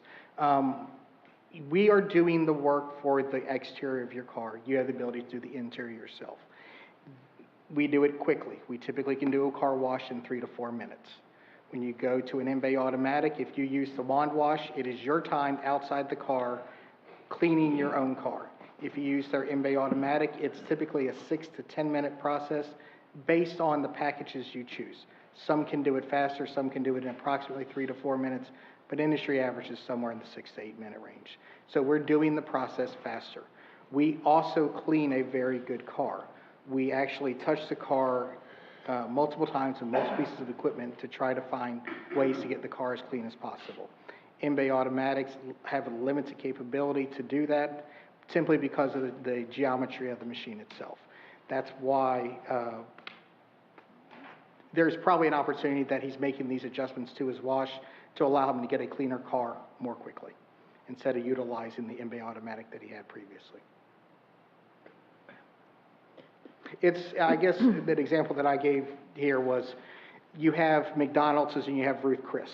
You're getting a different product, not saying both products can't coexist, but you can get both are beef, but you're getting a fast food restaurant versus a filet mignon. Okay, and this is my last question. Sorry, go ahead. Do you want to? Go ahead. Okay. So, as our job up here is to obviously, review your application against those 3 items that you've, had mentioned. The one thing that I'm struggling with is it very clearly states in the CRA master plan the vision for this triangular area. And so I want you as applicant to explain specifically to the verbiage that says concepts presented within this plan will create a vibrant small town neighborhood within this area that integrates well into the adjacent residential communities. That is the part that I'm having trouble with, and so I'd like you to speak to that. The property is commercially zoned, and this is a more of a personal service business that will serve the residential community that surrounds it with a product that's not currently available. It's more like your dry cleaner than it is auto repair or auto service. It's really more of a personal service. And that's not listed under the commercial uses. You have retail uses, but it's more like that than it is auto repair. The guys had pointed out to me that the O'Reilly Auto Parts store and most auto parts store will do simple repairs for you in the parking lot. They'll change batteries. I think they even loan tools. So you have the prohibited auto service going on in this community now at the O'Reilly, just next door. So the community vision was commercial. The whole thing is mixed use, and various properties had different zonings. And this property very clear, it's consistently through all of the different comp plans that I've seen, the master plan iterations, the revised master plan, it's had a commercial a commercial zoning on it, and either a commercial or a mixed use land use the entire time that it's been in the CRA. It's always been envisioned as a commercial property. And that the intent of the Triangle District is to move the commercial from US 1, which is certainly not small town, hometown feel, into the Triangle District. It specifically mentions like gateway to the city, and so that's the piece that I'm. Well, the gateway's on the south side. There's a big corner piece there with a flag and a monument and, yeah. And look what's else that's out there. Your city public works facility that's now vacant, the VFW, the 2 commercial stores. There's a small cafe on the south side. It's the only vacant piece that's left. The city's the largest landowner in the Triangle District at 4.8 acres of vacant single-use buildings. I'll go ahead and pass it to another member. Okay, anybody else? Mr. Dennis, would you like to make a comment, sir, or questions? Yeah, definitely so. I guess I'd like to follow up with Mrs. Battles with her last question, with the gateway and aesthetics. How does the car wash aesthetically accomplish that goal of a multi-use facility that caters to maybe more options available than a single car wash?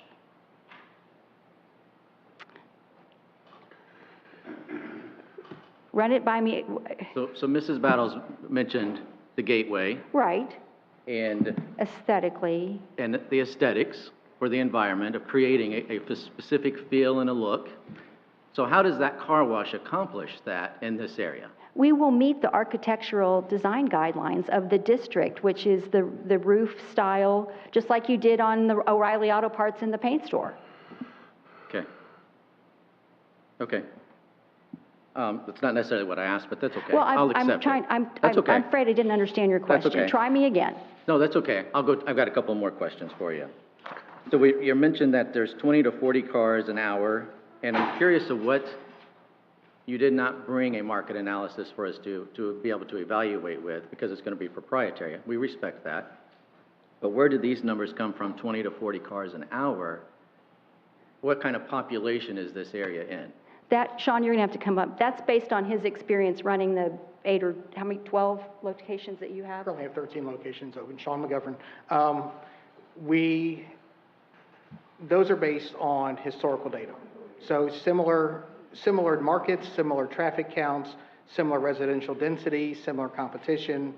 We don't look for properties that won't be of benefit to us. So we're looking to find a property that we have a viable business in. We want to be a member of this community, not for today, but for the next 30 years. So we're not looking for a situation where this is a short-term gain. We're looking for a long-time commitment to this community. That's why we have the fundraising activities that we do. We try to get involved with the community. We go out to the first Fridays when a community has something like that. We're involved to try to bring people to us and make them aware of who we are and the products we can serve. Okay. So we don't know that those other markets that you're comparing with the 13 have the same population, have the same competitors. Well, I did mention that, though. I said that I'm looking at similar They're demographics. They're very similar, yes. Sure. Yes, similar. Similar demographics, similar traffic Barely counts. would be very similar. Yeah, again, similar traffic counts, similar demographics, similar competition, relationship to competition, travel patterns of the consumers themselves, how they move from area to area, what they do for their daily commutes. We actually work through all of those items when we look at this. Sure. We actually see traffic patterns. We compare adjacent realtors, what their trade areas are, how the consumer moves about that. So we looked at the O'Reilly's Auto Parts. We looked at the Sherwin-Williams. We looked at what those consumers are and how they moved. We also looked as to who the consumers are for the other competitors. Now, obviously at one point there's 3 competitors trying to be in the exact same location.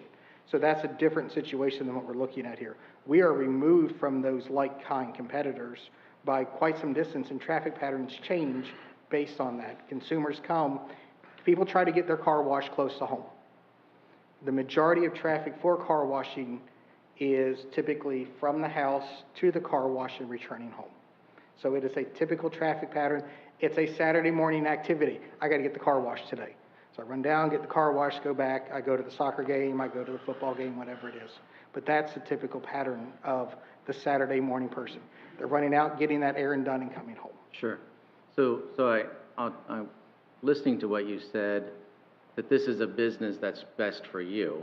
Is it best for the city of Sebastian to have there's potentially 4 car washes already existing. At the end of the day, it's CARWASH. Okay, I would say that's a fair statement, but you also have multiple competitors in the fast food QSR space. You have... And we have abandoned buildings from those, and that's what my concern is that I personally don't want to see another abandoned building as a result of increasing the competitors. But don't you want to have better products for your consumers so that you continue to bring in more tax-paying individuals into your community, so that you grow the basis of this. We're developing a $5 million piece of property. That's $5 million worth of tax basis that is currently not on that piece of property. So you're telling me that you've surveyed the city of Sebastian and we've asked for this car wash, A, and B, that when you bring this car wash in, the result of your bringing this car wash in means that you're going to bring more residential, high-end residents to the city of Sebastian? I'm not saying that at all. I'm I pretty sure. did not say those words. Okay. That's all I have. Okay, thank you.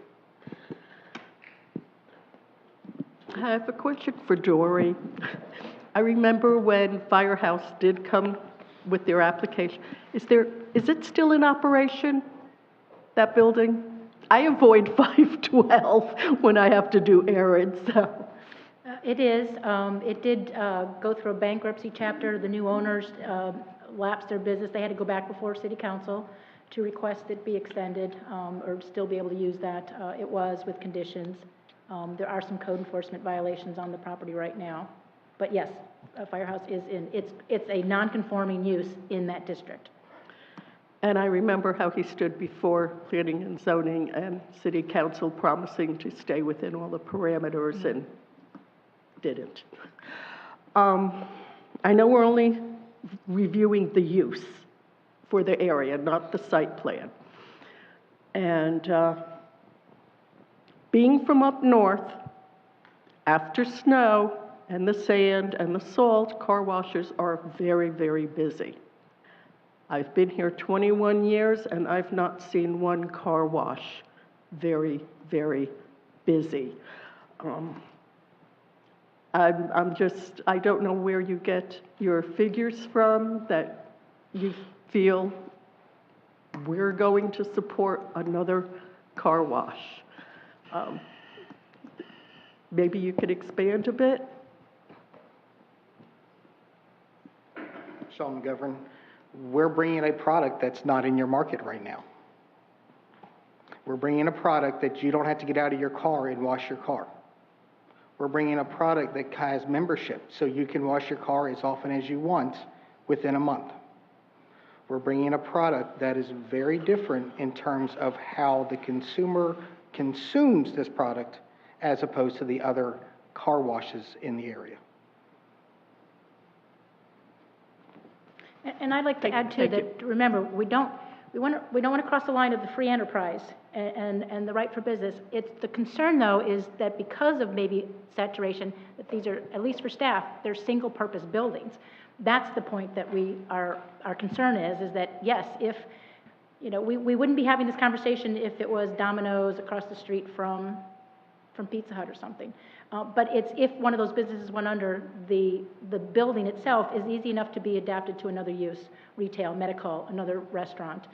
That's staff's concern though, is that yes, that if one of the car washes, maybe not this one, because maybe it is offering something to the community that's better used, but if one of the other car washes goes under, they're single purpose buildings, and we're not going to be able to flip those over to a new use and have those, again, back into the tax market or whatever, generating income for the city. But that's our concern, not necessarily of how many car washes are in the city, but if there is too many, the single-purpose building becomes a vacant site. Can we have the applicant speak to the single-purpose building? Do you guys want to make a case for that? Well, is your concern this building or the existing car washes? Any of them. Because the existing car washes are all just bay car wash, concrete block bay. They're not enclosed buildings. They're easily demolished and the site made ready for a different product. The car wash that's on the agenda after us is going to demolish another single-use building, which was a bank. They're not going to keep that building. So we're not the only single-use product in town. And this is a relatively small building on 2.8 acres of land. It's a 3,200 square foot building. That's the only enclosed portion of it. The majority of the site is the parking spaces for the vacuum bays. It's a relatively small level of improvement on a 2.8 acre site. So are you stating that the building would have to be demolished for another tenant or use to come on the property? Or are you I saying really that don't it know. could The be? internal equipment would have to be removed, but you're going to have that with any kind of building. But the building could probably be modified or added onto. It will meet all of the current setbacks. So, and it's off to the, let me get my orientation. It's a linear building on the east side of the property. So it could be expanded to the west. Am I right, Stephanie? Yes. So I wouldn't agree that that's a single purpose building, and that could not be repurposed or remodeled or added onto.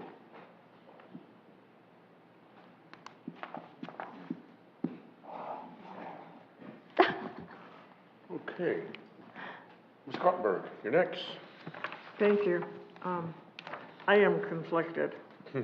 You are, I'm sorry. I am conflicted, to say the least.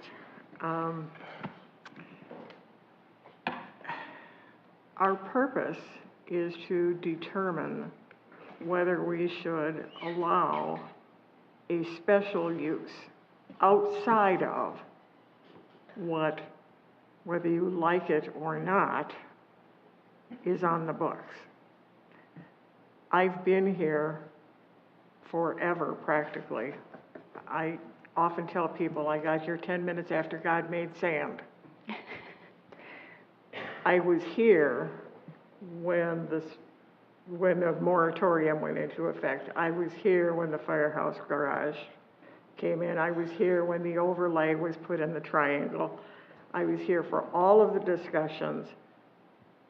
I don't see a crowd of people here saying, please go around the zoning and give us a car wash. I don't see it. That makes me conflicted. In conversation with others, I have said, please give me a good reason, because if this is a good thing, there has got to be a good reason. And the only good reason that I can see is increasing the tax base. You're right. No matter how you dress it up, a car wash is a car wash, as it will forever be. As far as derelict buildings, single-purpose buildings, we've had them here. Anybody remember the old fire station? How it hung around until it literally fell apart. We don't need that, and we need to be cautious about that because we are a small town. And we mostly need to be cautious about stepping around the zoning in order to create something of the moment. And visions change from time to time. Everything that's already there, whether you like it or not, somebody thought was a good idea at the time. Somebody thought was appropriate at the time. There are businesses that are running successfully that are, in my personal opinion, not appealing. They're not attractive. And if I were designing those buildings, I certainly wouldn't do it that way, but they're there. And they will be there as long as they are successful, I am sure. My vision has changed over the years as visions do, and I believe it was mentioned that our overlay district is kind of vague. Well, I think that's intentional. When you're asking for a special use, it is intentionally vague to give us the latitude to take into consideration things that were perhaps not considered at the time the zoning was originally designed. That's what it's there for. It's intentionally vague. Again, I have asked for, please give us some really good reasons. other than increasing the tax base, which is very nice, but most of the people in the city wouldn't appreciate that. I am also concerned about, we've been throwing around some figures about the number of cars that will be there, and why would you want something that can process 120 cars an hour if you're only going to process 40 at your peak? What? It's automated equipment. It's automated equipment. Does that make any sense to you? I'm just a person, I'm not a car wash person. So it's a benefit to the consumer. We can wash the car faster. So the car isn't going through at a speed of 40 cars an hour, it's going at a speed of 120 to 150 cars an hour. So we're getting the job done quicker and more efficiently and better stewards of the water by setting the equipment up to move that quickly. Okay, so you're saying instead of taking 10 minutes to get my car washed, it's going to take Approximately 30 seconds? About 3 minutes. 120 cars an hour? Remember, when you do a 10-minute wash, that's one car at a time. Our conveyor is 120 feet long. Therefore, we can stack approximately 6 cars at any one time in that tunnel. So we allow for 6 cars all to be washed at the exact same time. And that's using 20 foot a car in that type of mass. So it's not, you can stack them tighter, but it's approximately 6 cars in the tunnel all at the same time. In the end, I am still conflicted. Well, the property's in a CRA, and why do you do a CRA? What's the first finding you have to make to do a CRA? Blight. Pardon me? Blight. You have to find blight to do a community redevelopment area. You have to make a finding of blight. Yes, and that's what the statute said back when you guys did that CRA. You have to find, so somebody made a finding that the Triangle District was blighted. The only new uses since the CRA has been put in place is O'Reilly's and the auto parts store. Those are the only 2 new uses in there. Everything else was existing when the CRA was put in place. I understand that. I've been here all the time with my eyes open. I know what's here. I know about O'Reilly's. I know about the paint store. I know, in fact, I'm planning and zoning when they came up in. I understand this. I have not been presented with a reason that says, wow, we should step around the overlay district because this is the answer. And I wish I had that. I truly wish I had that. Well, if you... I'll try something. Go ahead. I think one of the things is, it's something that's not in this market. So many of you may not have actually consumed this product. Have any of y'all consumed an express car wash? Okay. So where do you have to go to get that product?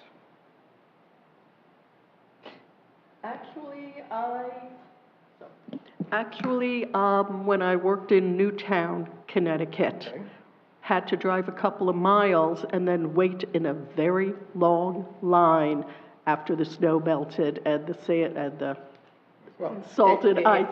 In fairness, but I did not use it any other time but the springtime to wash all that off the car after winter. So I never went during the summer. Southern washes don't have the same issues as northern washes. You have the salts, but for road conditioning. However, being in Florida, you still have sea salt and corrosion that occurs on your car on a regular basis. Car washing extends the life of vehicles. Car washing is good for your purchase of an asset. Typically, cars are your second largest asset. You have your house and then you have your car. So keeping your car clean keeps your car in good condition, increases resale value, and creates more value to your asset. We're providing a service, a new modern service of car washing that reduces your time and provides you with a clean car to keep your assets in the best condition that they can. We're not doing maintenance on the car. We are not opening the hood. We are not changing tires. We are not checking batteries. We are doing the things that you do in your driveway. We are washing the exterior of your car and giving you the ability to utilize a vacuum that we're providing to you for free to keep your car clean and protect your assets. That is what we do. We provide that service available to you. I have nothing further, thank you. Thank you very much. Mr. Carter? No questions. Okay. Mr. Lucier? I do have one quick question. The building is gonna be lengthwise between the 512s, correct? Which end of the building will you be going in and which end coming out? Because when you come out, you're generally in the wind tunnel out of the car wash, I believe. Sean, it's coming in from the... Yeah, I believe, correct me if I'm wrong, but we actually come in, the exit of the tunnel is in the center of the property, correct? Yes. So the exit of the tunnel is actually towards the center, so everything will be controlled towards the center. Okay, and I assume that you use wind to dry the vehicles, correct? No, the consumer stays in the vehicle. No, the wind is you use Wind tunnels to dry it? Yes, You use that? yes. And how loud is that?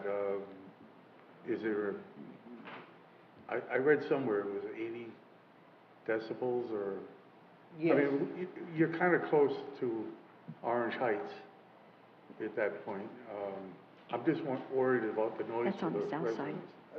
Sure. So again, we would certainly be willing to do a sound study if requested. That's not an issue, and we'll show that our sound is being controlled, and there won't be any discernible difference in what the current traffic noise is creating. And because we're closed at night, we're not generating any of that noise in the quiet time for any residential in the area. Okay, that's all. Thank you, Mr. Lucier. Linda? Yep. I would use your car wash, simply because I drive my car to Vero, to Classic Car Wash, to go through their tunnel, because I don't like the other open-air car washes and the bays and all that stuff. So I would use it for that purpose alone. However, the one in Vero doesn't require the people to stay in their car. That's the only difference from what you're saying. I like the fact that it's in a closed building and that there are no open bays, because that is the entrance to the riverfront area. And an open bay car wash would definitely not get my approval in that area. I just have concerns. We have a lot of car washes coming behind you, and most of them are on US 1, which is in the riverfront district, this is the riverfront district as well, but it's got the overlay as well, and that concerns me. But Sebastian has 5 auto parts store. We have $3 Generals. We have 2 Burger Kings. We have 2 Walgreens, 3 Publixes, and we have supported every single one of them. So I don't see that this is going to be a competition to the other car washes, because it's totally different from the other car washes. So in my opinion, a special use would get my approval based on the fact that our staff, when your site plan comes in, could make sure you met all the requirements. But I'm only one person that might want to use that car wash. That's all I can say. And we thank you. Thank you, Ms. Kitchen. Yes. Okay, last but not least. How Just many saved me a trip employees to are you Vero. going to have there? We typically have a staff of approximately 10 to 12 employees. 10 to 12? Yes. We typically have 3 to 4 on staff at any time. So we typically have 3 to 4 attendants on staff, but we employ 10 to 12 people. One other thing I have. And our car washes are always staffed also. Okay. So we are not an unmanned car wash. Yeah, but if the tunnel comes in and washes it by itself, you know, what are you there for? To dry it? I mean, I'm just saying, the staff. I'm here to make sure the lot stays clean, Towels Yeah, how many in people place, you I need? load you But how many properly. people you need? Typically 3. Because I've seen all the car washes, they only got one guy. That's why I'm saying we have. And 3 one to guy 4 does people pretty on much. staff. That's number We're here one. to ensure the best product that we can. My concern is the economical factor, man, because you're putting a building there, and you have, I mean, that's one. The other one is the water, okay? You say come serving, 80%, this and that. We have a big problem here with the water in this city, in this county, okay? As a matter of fact, annexations, things going on, and one of the main schemes is conserving water, okay? And here we have you and the other one behind us wanting to spend our water or use our water. You see, let me talk, please. So that's what I'm having, that's my concern, that you're taking from us, you're not giving us. Basically, you say, I'm gonna do this, I'm gonna do that, but that's all in the air, man. Because when the facts come down, and that's when the S hits the fan, number one, number two, and then we have a derelict building. It could be yours, it could be there, it could be his. And that's our main concern, okay? We don't want empty buildings, we have enough. And you say that your product is different. A car wash, to me, with all due respect, is a car wash, okay? With all due respect, you can say, I'm here, I'm doing that, but dude, wash it, clean it, dry it, go. That's my objective. That's my take on that. But, I mean, I'm only one of a few here. And another thing is that triangle. It's a very small area there, and to have that car wash nearby, you got 2 of them nearby. You got one of them. I mean, I don't know. And then you have another one behind you. It is funny because I was thinking the other day, I've been here almost 20 years. And when you have people like entities or stuff like that, auto parts, and they all come in bundles. The last bundle was the telephone companies, AT&T, Cricket, all that. They came last year. I don't know where they get all this information. All of a sudden, you have like 4 or 5 of them show up. You know, not like you, for example. They have one, there's 3 other car washes. You know, we're only 125,000 people in this town. And what I've heard, one car wash can supply all those people. I got the study here. I mean, that's what the staff said. So 3, that's 75,000. 2 more is 120. That's the whole county, literally, because the only county only carries 160,000 people.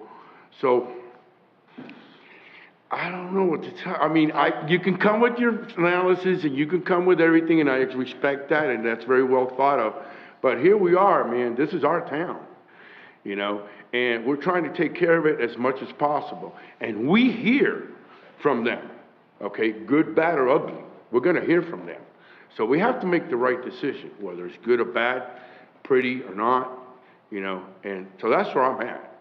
So that's all I got to say.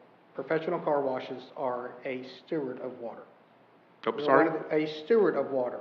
We are one of the most water-conscious groups. But you're still going to use our water. But you use your water when you wash your car anyways. Man, I wash my car once a month. You know what I mean? I'm just saying. Other people wash it every week.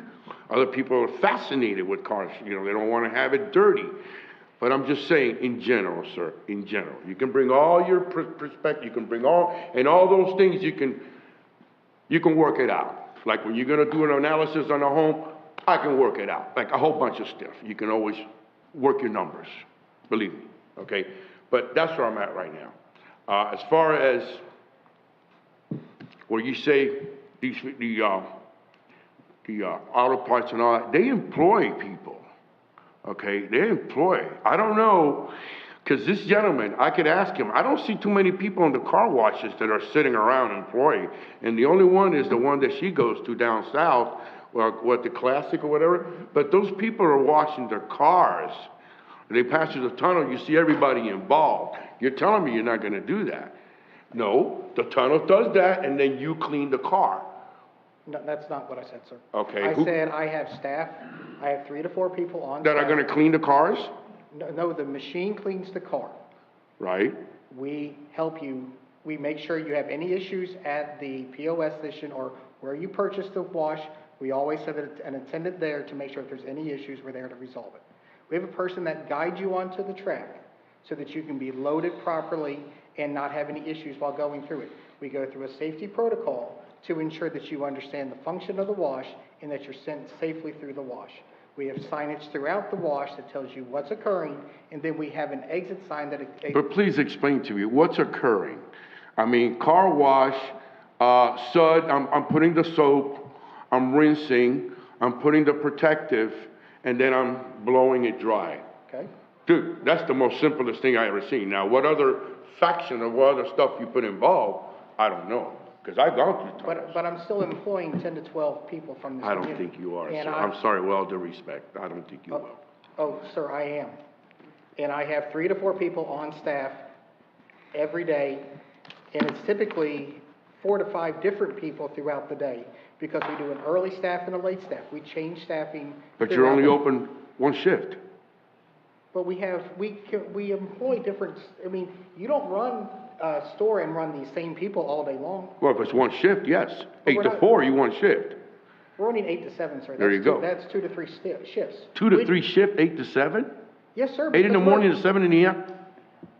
Sir, I have a business to run, and I understand that you do, but we run 3 to 4 different shifts throughout the day. We employ high school students, we employ retired people, secondary jobs, we work with their schedules, we have college students, we bring in different people throughout the day. Okay. How we staff the wash is our business, but we are employing 10 to 12 people in this community. And we are generating a vast improvement to this land. No further questions, thank you. Chairman, I would just like to respond to something that was brought up in the triangle about the development, that there really only has been 2 businesses built up so far in all these years. I do want to show that the triangle is very still in its condition of when we added it in to the CRA. There are a lot of blighted properties in there, and that's why we had this master plan. They mentioned that the city compound was 4.6 acres, which was one of the largest parcels. So for consideration, now that we've relocated the compound, that property most likely will be up for redevelopment. All it was going to take is one development to get that triangle going. They will follow through. A lot of those east of the American Legion were some residential areas with old mobile homes. They are all slowly leaving that area, and there's vacant properties there. So this triangle is still very open for redevelopment. For consideration, is the car wash going to be an impetus to bring in future development into the triangle? Can townhouses, can the vision that's on that one sheet in the CRA master plan, is this going to push that development in the triangle? Were we looking for more? When we say mixed use, I think again the vision is this walkable downtown area for some townhouses that have the coffee shops and the restaurants and all. So I think that should be part of your consideration too. Now that we do have that compound, the public works area is going to be available for redevelopment. Is this going to be a car wash a good fit to get that redevelopment in that triangle possibly going a little bit faster? Okay. I just wanted to follow up to say one more thing. Luis, when you were speaking, I feel like you spoke beautifully and similar to how I feel, very conflicted. You know, I am very much so pro-development, but I do feel like this use, I'm conflicted in that I don't know if it's the right use in the right location. So that's all. Okay, now I'm really going to throw a ringer in it. Yes, I've used the single-serve tunnel, and I remember my kids, very young, thinking it was like a Disney ride, having the time of their lives sitting in the car when we went through a car wash. So, sorry folks, I just threw that one out now. No, that's fine. And, excuse me, don't get me wrong, sir, I mean, the building is beautiful, everything is beautiful, you might have a great, product, but, you know where we're coming from, it's that area. That area is it's a sticking point for us, unfortunately, and we wanted to make it right, because future generations are gonna look back and say, man, these guys really blew it, So that's where we're concerned, sir, for the future of our city. Anybody else, please? Any other? Okay. Okay, so all right, next step is a motion. Anyone who wants to make a motion to either Mr. Chairman, I'll approve? make a motion that we do not recommend to City Council the approval of a special use permit for Mr. Clean Car Wash at 200 and 203 Sebastian Boulevard in the Community Redevelopment Triangle Overlay District. So you're denying the... Denying, yes. Okay. Second. Anybody second? Ms. Battle? Denying? Yes, second. Ms. Graham, please, roll call. Mr. Lucier? Steve? So I get this right? Yes? We're denying the use. Yes is, There's a motion to Denying the deny the use. recommendation. yes is an agreement that we're denying and no is, Correct. That's correct. So if you say yes, you're agreeing to denial. okay. If No, you say no, then you don't agree. no. Ms. Graham, he says no. Mr. Alvarez? I say yes, we deny. Mr. Haddix? Yes. Ms. Battles? Yes. Ms. Kinchin? No. Mr. Carter? Yes. Yes. Ms. Cottenberg? Yes. There are 5 yes and 2 no. The motion carries. Okay. Sorry, guys. Motion's been denied. Okay, moving on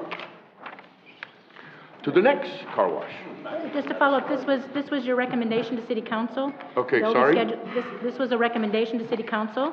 This will be forwarded along with your minutes to City Council. We have tentatively scheduled it for February 22nd. Again, this was a recommendation. City Council will also Recommendations, have a correct. public hearing, go through the same quasi-judicial hearing. Will that include staff recommendations and everything else? They will receive everything that you received, the exact same packet, including the presentation from the applicant, in addition to the minutes of this meeting. And then they will also have the consideration, and then they'll make the final decision.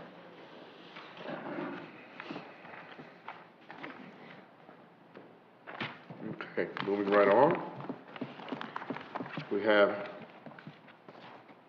any commissioners have any ex parte with this other special use, Take 5 Express Car Wash?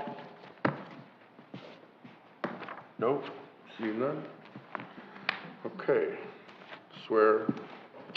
Will the applicant step up, please, for Take 5 Car Wash?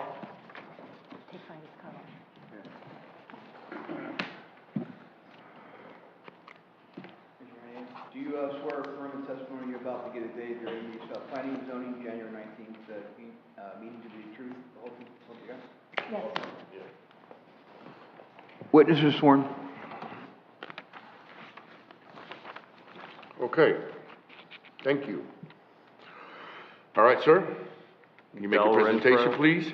Yeah, Del Renfro, Renfroe, with Driven Brands and Take 5 Car Wash. Jason Sheridan, Sheridin, with Pannoni Associates. Okay.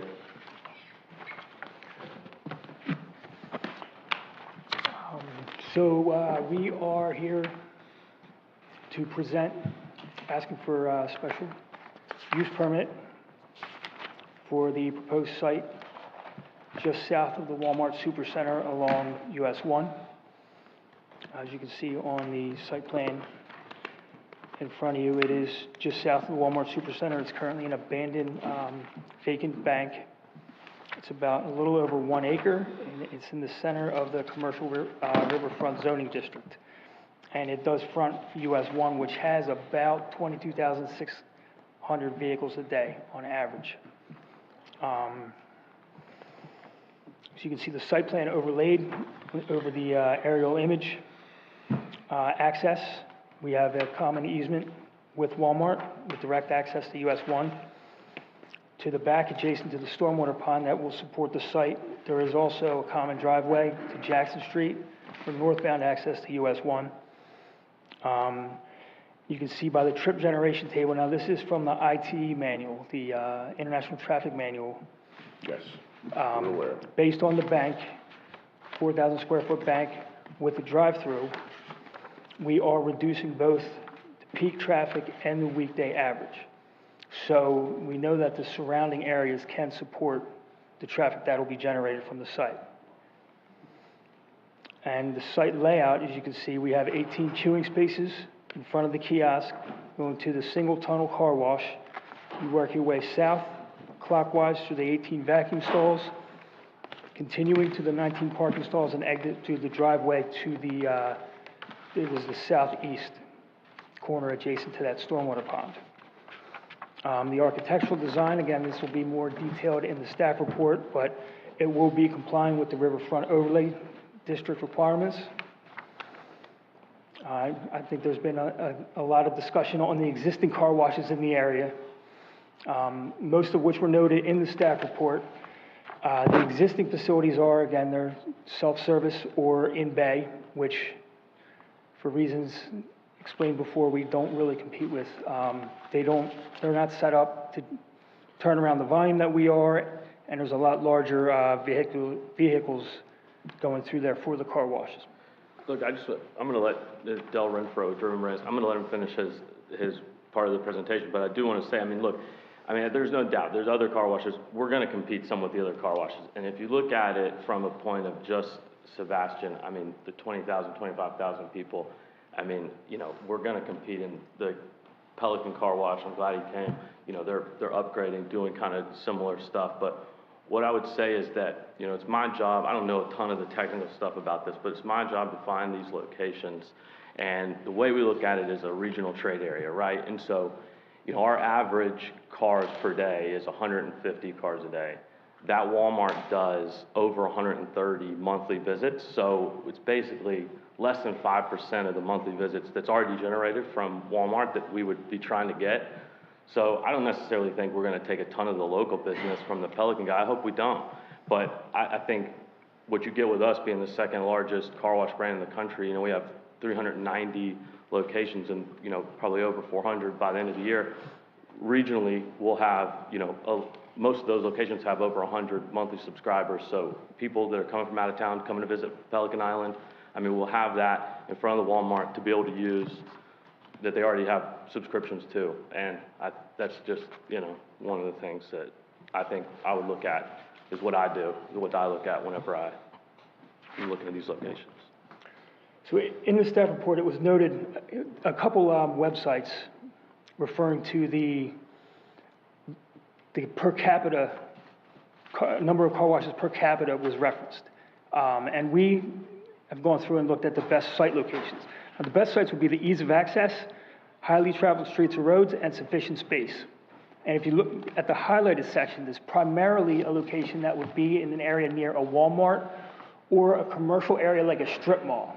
So the most ideal location for a car wash is an area that is heavily traveled, not the point of travel. So a lot of that is directed to be that bypass travel that gets your car washed after you come out of the Walmart or through the Home Depot. And you can see some of the market analysis that was done for this site. This is a very heavily traveled retail corridor, as Del mentioned earlier. Publix has about 82,000 monthly visits. Home Depot is a very heavily traveled store. Walmart, directly north of our site there is labeled in green, that green star, has 136,000 monthly visits. And there are multiple other chains up and down that corridor. So 22,600 vehicles per day. I know that the car wash equipment can wash 120 vehicles an hour, but it's typically about 150 vehicles a day is what the target is. That's less than 1% of the daily travel of that road. So it would be 5,000 to 6,000 cars per month being washed, which is about 3 to 4% of the shoppers going to that Walmart per month. It's very small. Next screen, you can see the the draw area for that Walmart. So this is the main area that shoppers travel from to that Walmart. About 66,000 people live in that area. Residential is about 55,000. And the full demographics are shown here.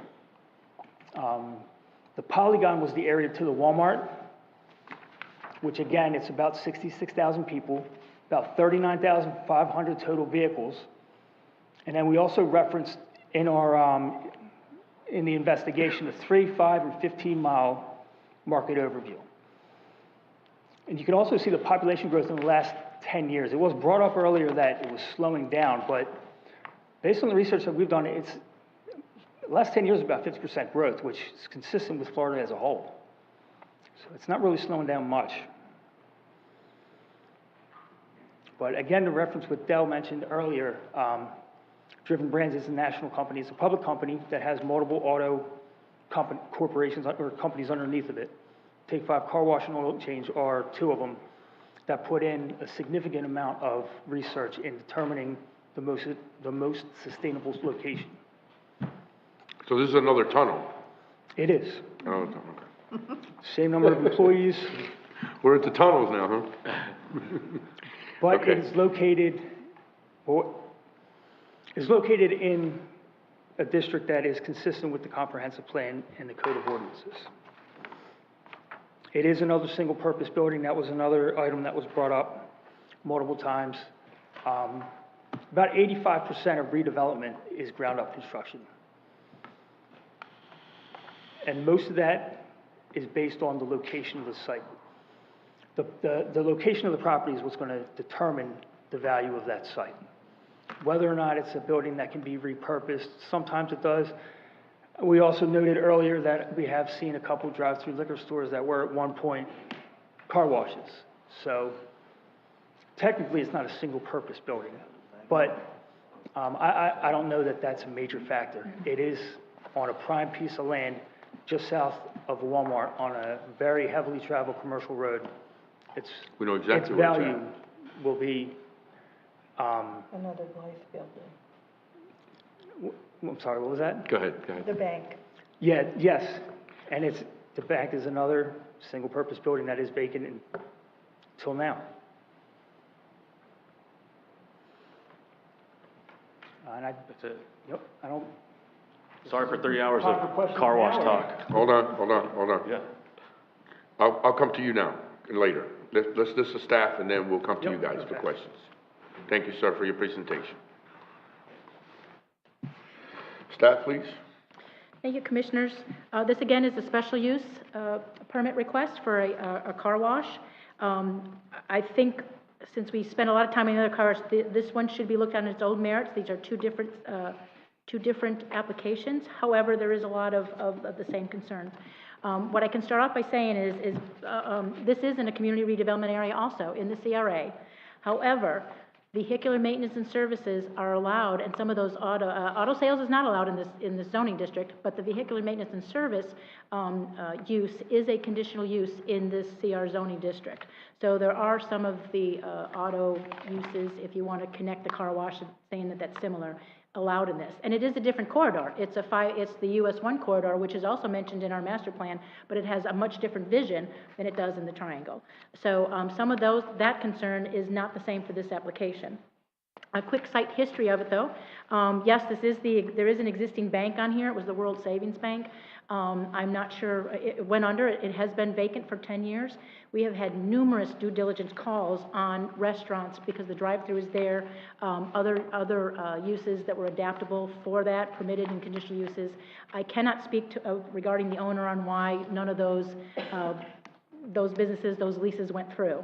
So it is correct, we are talking about the proximity and market saturation of the car washes and talking about single-purpose buildings, but you could say, hey, here's been a bank that's been empty. I cannot speak for that. But it certainly was available for a lot of other uses, and we did have calls on it. I cannot speak, again, with the owner. But the property, as you can see, is right next to the Walmart site.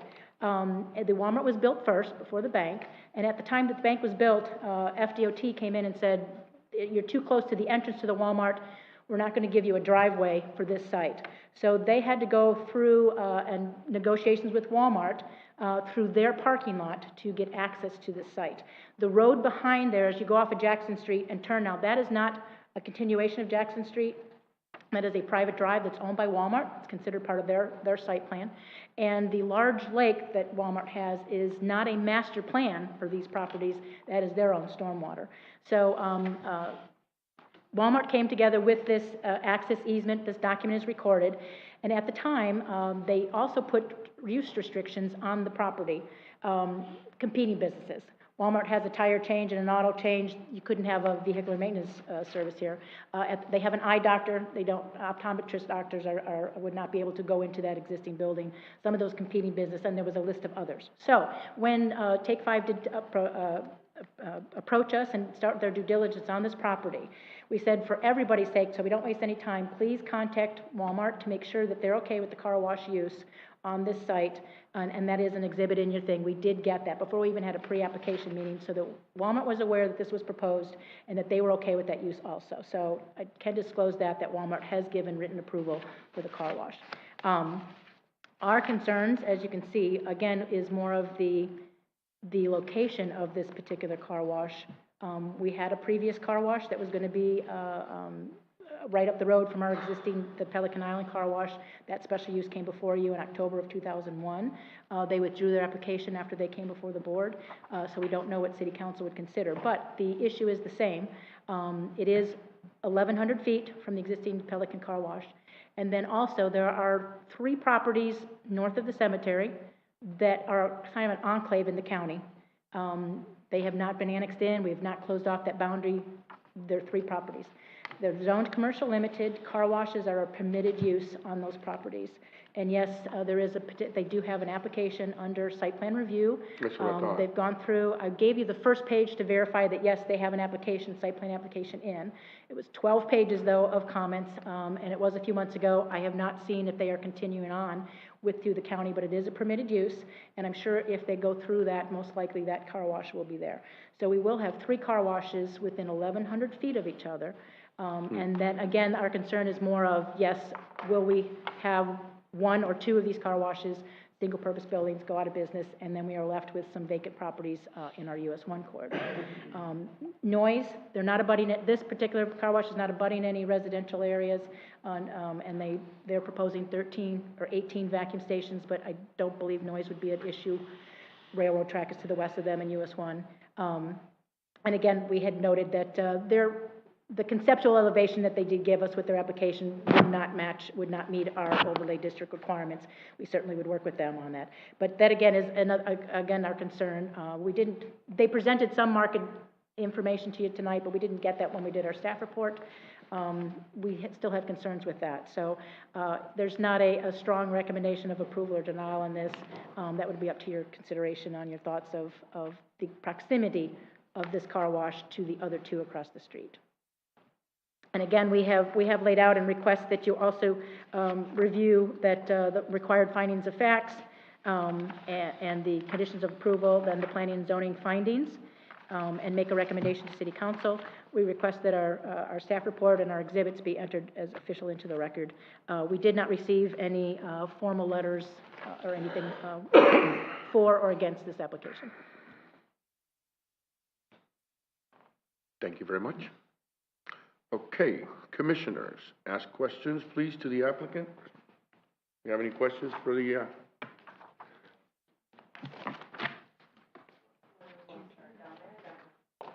can start with you. Okay. No, because we have a commissioners ask questions. So, have a question for the applicant. No? That's what it says here.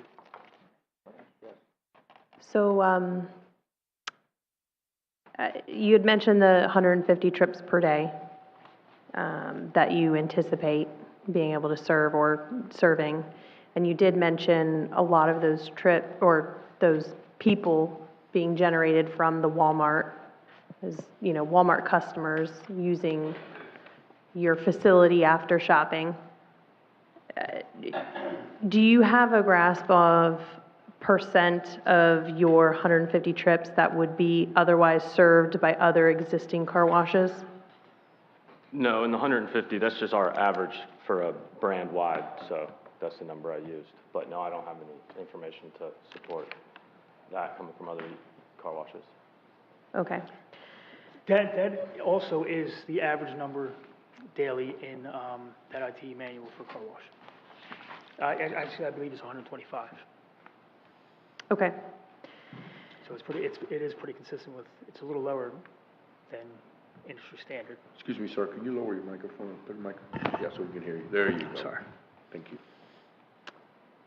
I do see on your slides where you kind of went over the best site selection or select the best site possible, and the three things you'd mentioned, the ease of access, highly traveled road or street, sufficient space. I don't see anything in here relating to competition, and I guess I'm just, you know, again, being that there are a lot of car washes, and we've talked about this for a couple hours now, is that not part of site selection? Do you not analyze competition? I'm just trying to understand, like, in this, how do you factor that into your site selection? Yeah, I mean, if there was less competition, it would be great, but I mean, I think the market still supports it, and, you know, we're comfortable moving forward with competition like that, being that we have a network. So, I mean, that's kind of how we look at it.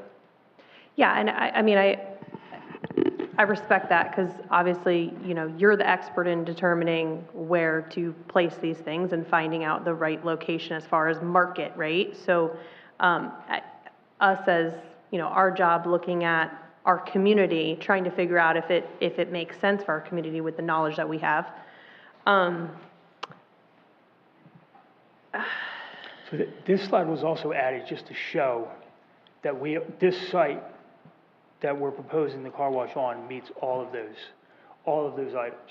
I mean, the ease of access, highly traveled, sufficient space, right next to a Walmart and a large commercial area. So we check all those boxes. Good visibility for both travel directions, ease of access, highly traveled road. So that was more just to show as well that this site is prime for a car wash. Yeah, I mean, this site being currently a vacant commercial building does lend itself to, you know, being redeveloped as in some other use. Yeah, no, I'll pass it on.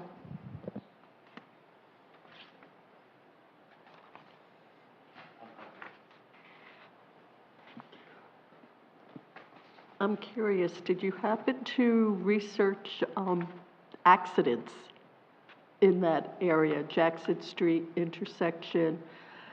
Also, one of the entrances to Walmart is very close to the entrance to the medical facility, and been a lot of near misses there.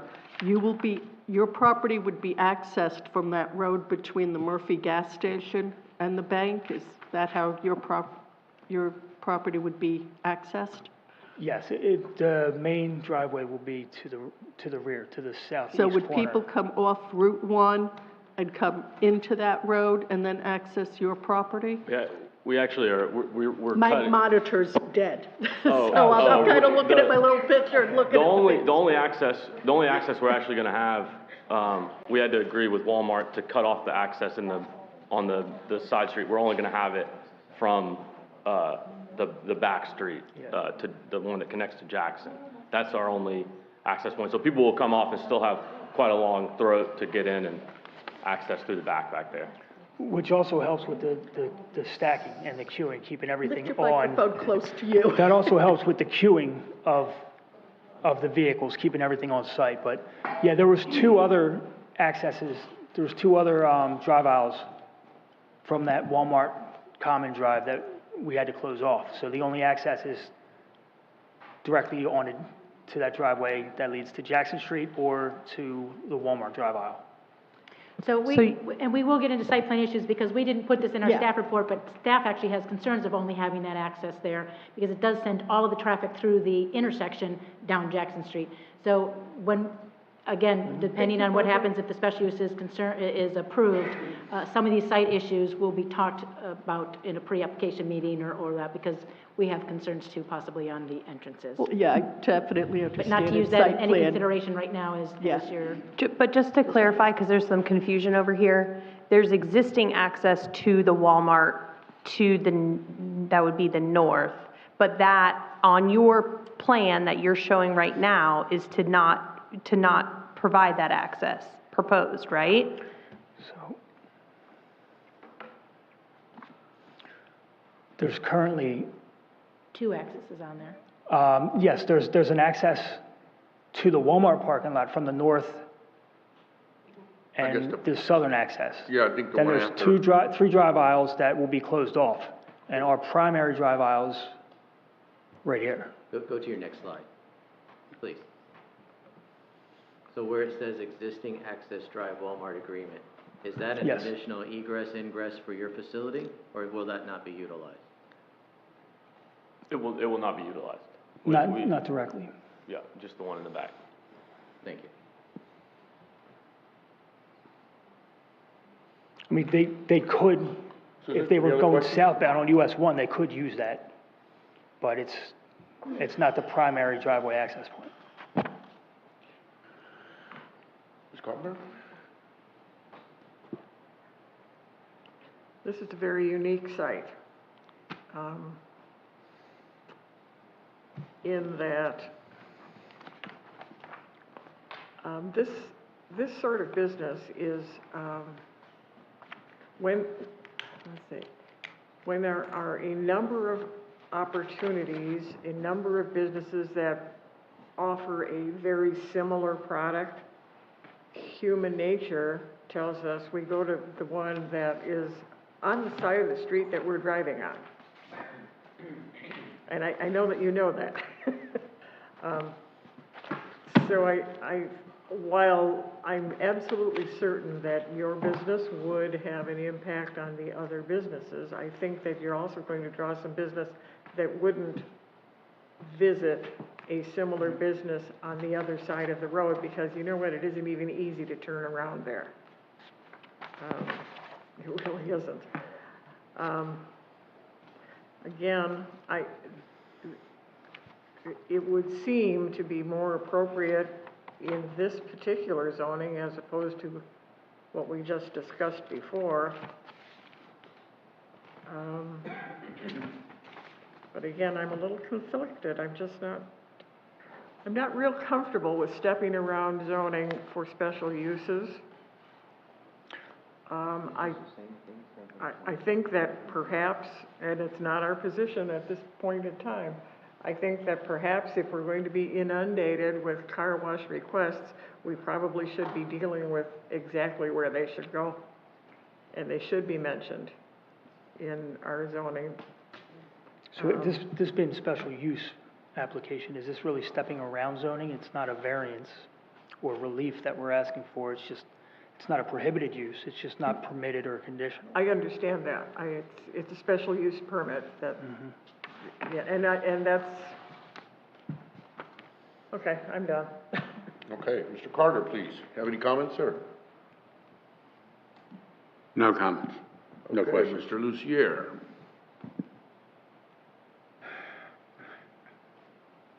I do have a couple of thoughts, but I think I'm gonna keep them myself at this point. So, Okay. I'll pass. Well respected, Ms. Kidd. I have concerns with the fact that they only have one egress and ingress on the property. Because if you're coming out of the gas station and you want to come around that street to get to the traffic light, there's a blind side there, a very big blind side there. And I'm worried that with all the traffic from a car wash on top of everything else coming out of Walmart and the gas station, that it's going to make it worse. That would probably only be for the northbound traffic going to that light. I'm sorry? If you were going southbound, you would probably exit to the north and use this existing driveway. So it would probably only be maybe 50% of the trips going south to that light. And if you're already traveling south, as was mentioned earlier, you're typically going to go to the car wash in the travel lane that you're already driving. Most of them will probably use to bypass any queuing at that light, would use this access here and just turn left. Or, I'm sorry, turn right.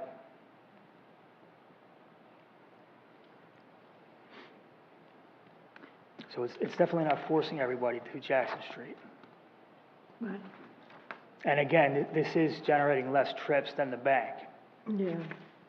My only other concern is the fact that there will be 5 car washes on US 1 within a stone's Yeah. throw of each other.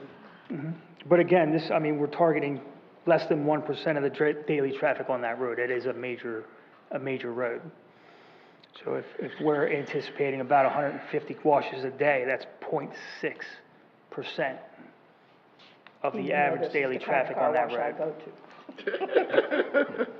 I have concerns.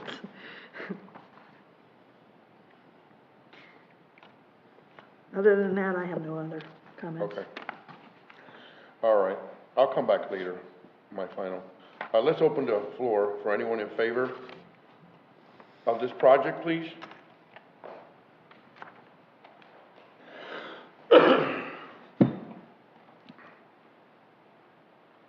Please state your name for the records. My name is Guy D'Amico. I am the listing broker and represent the seller of the property. It's D'Amico, D apostrophe, A as in apple, M as in Mark, I-C-O. A couple of things, I guess, Ms. Frazier, I'm sorry, it's Osworth. I apologize, I saw that, sorry, I didn't see the other one. To your comment before regarding what was there, the length of time. So the bank building itself was built back in 1998, just as a, little bit of backdrop here. World Savings Bank, unfortunately, was not really a bank. It was sort of a money laundering business for European countries. And they had opened a lot of locations in the state of Florida, each building being built very uniquely. If you look at the building itself, it's sort of an Art Deco-y look. But as you travel the state of Florida, and if you looked at all of their older locations, all of the buildings are completely different. They don't have one that looks like anything else. It was sort of a way of spending money to hide money for architectural stuff. So the bank was in operation approximately 10 years. It went into a receivership, and basically at some point all the properties throughout them were seized by the federal government, and they were eventually auctioned off. The second owner who came in was a doctor, and the gentleman owned it for some time. At first, his ultimate plan was to move a practice from Michigan to this location and sort of retire. He owned a small property here in the area. Not really sure what happened, but I unfortunately believe that his practice had to do with medical marijuana, and it had to do with pain management. Things that are getting more highly regulated in the state of Florida. So the business didn't seem, I guess, as attractive for him to move where he's in a state at the time that wasn't, regulating. Fast forward, the things that were looked at as far as fast food and all the applications over time that have come in, there was a lot of them. And we've had, in the very beginning, a couple of people who called from the past owner, who were showing interest in it when it was for sale with the prior owner, and Walmart turned them all down. At the time, Walmart, and still to this day, has an agreement with each individual Walmart location throughout the United States. They had contracts and licenses with a lot of fast food companies. And because they had that, they did not want any direct competition within what we'll consider their parameter, their parking lot area, that might take away from their business or the business contracts that they had. So to protect the contracts that they had inside with mostly McDonald's, that was their number one, partnership, Subway sandwiches, Dunkin' Donuts, and every state sort of had a little something different. They decided at the time, we're not going to allow anybody to be in direct competition with us. So going back to the comment that was made earlier, which I appreciate, Walmart, in placing the the ability for use of their driveway because of the DOT restriction when the bank building was originally built. Since DOT said you're not going to get your own direct, they were like, okay, to develop that property, the agreement was made with Walmart directly in order to utilize their access agreement through their parking lot. Walmart said, sure, no problem. However, we will approve anything that goes there, whether today or in the future, any changes and what have you. And the language, though very boilerplate, comes down to no direct competition. So like you did a good job before listing, they have auto repair, they do, tires, brakes, optical centers, all of those things inclusive of the fast food, even though they weren't in the direct fast food business. So they stopped all that. We have had a ton of interest since my client had purchased the property. At first, they were going to utilize it themselves directly. There was a passing in the family, so that didn't help things. So they decided it was best that they just move on from the project and, put it up for sale for someone who could either, refurbish or redevelop the property to something that's actually would thrive in the community. At that point, we were inundated with a lot of the blight businesses that you see on either side of US 1 up and down the road, which I think Sebastian's done a good job to fight, which basically is those adult arcades that are seemingly everywhere. Indian River County, all the way through St. Lucie County. I mean, if you look, every 4 feet, there's another one. So Jacksonville at the time had come in and basically the city, and then the county got involved and basically said overnight, shut them all down. There was approximately 400 and something locations that were closed overnight about 2 years ago, year and a half ago. All of those guys now have leased equipment and whatever and wanted to move. And again, I apologize for if I'm rambling, but I just want to give you an idea of this specific site and its history and the limitations that were provided to it on what actually can go there that Walmart would accept, that the city would accept, sort of narrowed down quite a bit. In a perfect world, yes, a building built can always get repurposed and reused. However, unfortunately, not necessarily always the case. In this case here, Walmart has had such a high level of restriction that everything that was presented to them prior to my client's ownership and currently at the ownership level, we've had to just verbally turn down because we knew right away Walmart's going to say, no, it's not going to work out, it's not going to be agreeable, and or on the city's behalf directly, turning folks down to say, city's not going to want you there. They're not in business to have that type of a business there. And inherently here, when it was presented to Walmart, of a potential, what if a car wash wanted to operate? Walmart actually liked the idea, and they were quite happy with it, and the reason being, Walmart owns the gas station, the Murphy station, right out in front of them. That is a complementary business going next door to them. Walmart is not in the car wash business. They are there to take care of their customers. So the nice thing with gas and convenience, a customer coming, it's a one-stop shopping event for somebody, because most of us, when we're traveling and going shopping, car's going to need gas. So they look at it. That's why if you look at Costco's are in the gas business. Got 1 more minute. Sam's, they're all interested in how those two businesses and all the businesses pair up. So they want a partnership with something that could go on the property that works for them. The issue with the car wash, I think, it's true. This is a business that is not like anything that you have currently in the area. It's a completely different type. I know when we say it's a car wash, it's an express car wash. This is a business that Walmart said we would like to have it. They saw the overlay, they looked at it, they were happy with the whole thing. As long as it meets within the city's approval, they're happy and they greenlit it. Bottom line is you've had a property that's been vacant for over almost 12 years. And every potential thing that you could put there, Walmart has said no to. And now you have something that you could actually put there that makes sense. It's within the zoning, it's in with the planning, it does help with the community development, and it is a business, again, that you don't currently have. It is a good placement for it. And I'll leave it at that. Thank you, sir. Thank you. Anyone want to speak in favor? No one else? Okay. Now, anyone opposing the request, please stand up. So Bryson Arvanitis, again. BRYSON. He got it. She got it. You got it, okay. All right, so with this one, Dirty Dogs has just changed their sign. Now it says winter 2023. So they're still in it, right? We don't know what the status is with the county is yet or not. I have no idea. But they're gung-ho. So at this point, again, we're going to be 3 express washes. And I keep hearing he's not an express. Yes, I am. I have a 45 now. We're expanding it.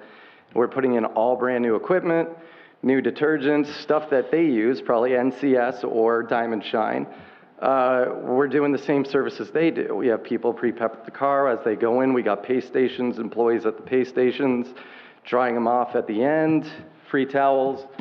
Pretty much the same thing. We're gonna give a very clean car, and it's fun going through. We have lights, etc. It's really the same thing. Once the building is done, it's gonna be beautified. It might not be brand new with big stacks and big towers, but it's gonna be nice. So again, we can do 75 cars an hour with the new system. 4 minutes, no problem. We even have a camera system that is supposed to alert us when they're not going through in 4 minutes or 5 minutes. And it's usually because they're stuck at the pay station, they don't know how to use it, or they're talking to an employee. So, again, I'm worried about Dirty Dogs. They're still going. These guys come in, it's gonna be all 3 of us 500 feet away from each other in a triangle. So, all right, thank you. Bryce. Thank you, sir. Anyone else, please, in opposition to this request? Anyone assume? Ms. Grant? No, sir. No Zoom? Okay. Okay, staff, if you'd so right, I'd summarize the request, please, and... Oh, sorry, go ahead, sir, I'm sorry. Applicant, I'm sorry. I skipped a step.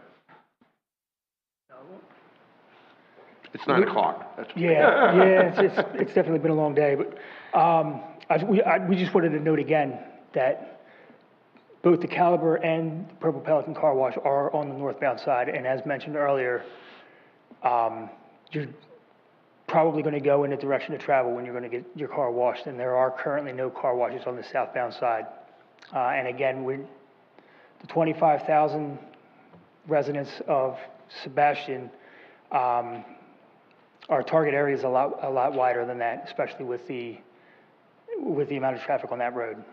So with the numbers that I mentioned before, I think 3 car washes similar to the CVS and Walgreens being across the street from each other, the Burger Kings, 3 express car washes with that volume of traffic, when ours are pulling mainly from that Walmart, I don't think it would do much to his business. Also want to point out that the other one is still a proposed car wash too. It's not a done deal. So I don't think considering it there we can do that, because we do this a lot, and multiple car washes will come sites across the street from each other, and usually one, whichever one goes forward, the other one maybe pull out. I don't know. Yeah. Has that been confirmed that it was approved? What's that? The Caliber Dirty Dogs? That's county, sir. That's county. Yeah, but we're counting that. I guess it's being referenced as an existing car wash, but we don't know if it's been approved by the county yet. No, sir. We know. Correct. Everybody, I hate to interrupt, but I just want to throw in, so the caveat is here. Come up to the microphone. Please, come on up, sir. You can stay around, guys. You can stay around. Okay. So what I wanted to say was, so we're aware, one of the issues that the county is having with where the Dirty Dogs or Caliber Car Wash would like to go, it backs up to residential. And because it backs up to residential, technically, Purple Pelican also backs up to residential, but was somewhat grandfathered in, if you will, because at the time that it was approved. Now the county's looking at it and saying, I don't know, and the folks behind it are sort of fighting it. I think they stepped back. That's why nothing has processed through. And though they have, their paperwork in, they are correct. They were supposed to be coming fall of '22, That was what their signage stated, whatever. Now it's fall of '23. So I think that they plan on still going back and fighting, you know, for their right to be there to see if they can get that. So I wouldn't necessarily count it, I guess is what I'm trying to say. Thank you. Thank you for that information. I was just going to verify, I did not call county staff to verify where it is. We would just received copies of the comments. It is a permitted use, though, in that CL district. They are going to apply the Roseland Corridor Overlay District, which is very similar to ours. But I did see that their comments regarding abutting the residential district was the same as ours, the requirement of additional buffering, opaque buffering. But the Purple Pelican Car Wash was not grandfathered in. It also had to go through a special use permit that did go before City Council and Planning and Zoning at the time. It was approved. They actually raised their opaque buffer to 8 feet in the back, and it also has to come up to the front. So there were conditions put onto that. It was approved, but there was conditions. I'm not sure if the applicants had finished any response or rebuttal that they wanted. Okay. Okay, thank you. All right, commissioners, any other questions, deliberations, final questions we have? Please, step up. I don't have any question, but I just wanted to kind of recap my, you know, I'm conflicted again with this one, but I do think in this case it's, you know, we're reviewing these separately, but this one is different than the first in that it's not in the gateway corridor. It's in an area of the city that is general commercial right next to Walmart and where you would more expect to see a car wash. Understanding this is a special use, that's what's kind of getting me, you know, I'm a little conflicted, being that we understand that there are a couple nearby, very close, one proposed, one existing. But I don't know if that is enough to, I mean, say that, you know, would grant disapproval. So I'm conflicted. My thoughts. Thank you. Sir, you have any comments? Dennis? Quick question for Dory. Well, Mr. Chair, if I can, I think you left out staff summary. Staff, no, she already to get a staff summary. Oh, I apologize. I was just answering back to the staff. Oh, I'm what I sorry. know of the Okay, I thought status you of had the made a Dirty staff Dogs car summary. I'm wash. sorry. That's okay. I had just a couple of things through our staff report. I did want to, the questions that we had thrown out for consideration, we kind of explained that this is a vehicular maintenance and services allowed in our riverfront district. So I just wanted to read into the record a couple of questions that we had for consideration. We felt that does the proximity of the 3 car washes with their numerous vacuum stations and the amount of impervious area and the vision of coming down US 1 with 3 car washes, does that affect, is that the vision for the corridor? Does the existing and proposed car wash competition in Sebastian's population pose a large enough risk that if approved, the Take Car Fire Wash, Dirty Dogs, or even the Purple Pelican Car Wash would go out of business, and the commercial corridor may have 2 empty single purpose buildings? And does the proximity of the car washes within 1,100 square feet of each other affect the welfare of the individual car washes, specifically the existing car wash, and does that affect the businesses around it, negative or in a good way, when you have that many car washes in a cluster like that? Again, the required findings of facts, we left that up to you to determine that if it was not detrimental to the public safety, health, and welfare, and injurious to other properties. The use is consistent with the purpose and the intent of the respective district. In this one, we felt that it was, though. This is a different corridor than our triangle, and feel that it is consistent with our comprehensive plan. We have some recommended minor conditions that if you do approve this with conditions that we have offered for your consideration. It is not adjacent to residential. It will, if it is approved by City Council and through your recommendation, we will make sure that it conforms to all applicable provisions of the district through the review of the site plan. And we feel that the use is consistent with the comprehensive plan. That was a repeat. That's staff summary, Chairman. Thank you. Thank you very much, Ms. Martin. Okay, going back to our commissioners' final questions. Mr. You made yours. You want to? Sure. Just real quick, and it's is the bank locally owned? The site that this would be going on? Yes. No, I think the Realtor explained it was a national bank. It's been closed for 12, 13 years. But it's, The current owners are actually building a house out on Vero Beach, about 2 miles south of the Sebastian Inlet. So technically Vero Beach, not Sebastian residents, but soon to be in the area. okay. And do I understand that staff is recommending? No, we're not doing any specific recommendation. We're asking you to consider it. We have conflicts also with the amount of the car washes Okay. in that cluster, and if that is. So we find the use consistent with comprehensive plan, but we have concerns regarding the potential of empty and blighted sites if the existing, any of the car washes were to go out of business. Excellent. And it could be 2, being that there could be 3 in this cluster. Yeah, great. Thank you. Yeah, all we're charged with this evening is to make a recommendation whether this should be a special use permit, nothing else. Correct. Just kind of an arbitrary question. Why all of a sudden, all these car washes suddenly want to be developed in this one particular area? And okay, we're looking at our area, but I don't know if it's happening elsewhere in other counties. And what is promulgating all these car washes? I mean, yeah, go for it. I don't know what's, I'm sorry, I don't know what's propagating it, but I know that at a few other locations in the state that we're working on, there always a cluster. The one I think of is in Pinellas County, and there's 4 going southbound in about a 5-mile radius, and similar to this, the Take 5 that we did is the only one going northbound. The big problem with that is that everybody works in Clearwater to the south, so in the morning, they're going southbound, and the only one open on that side of the road is the Take 5 that's getting all the business. So they are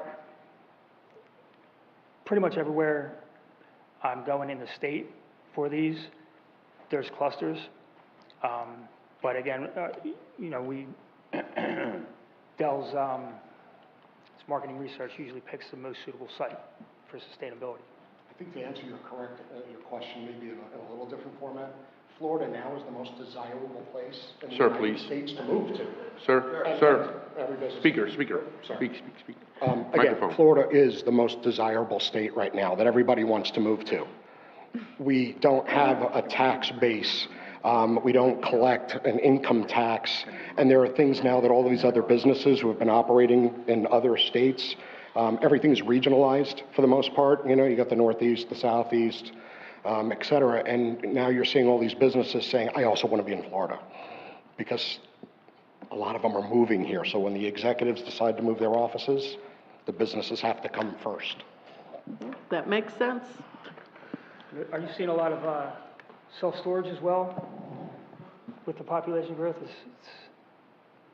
Car wash and self-storage is definitely seeing an increase in both of them. Ms. Cottenberg, you have anything? Yeah.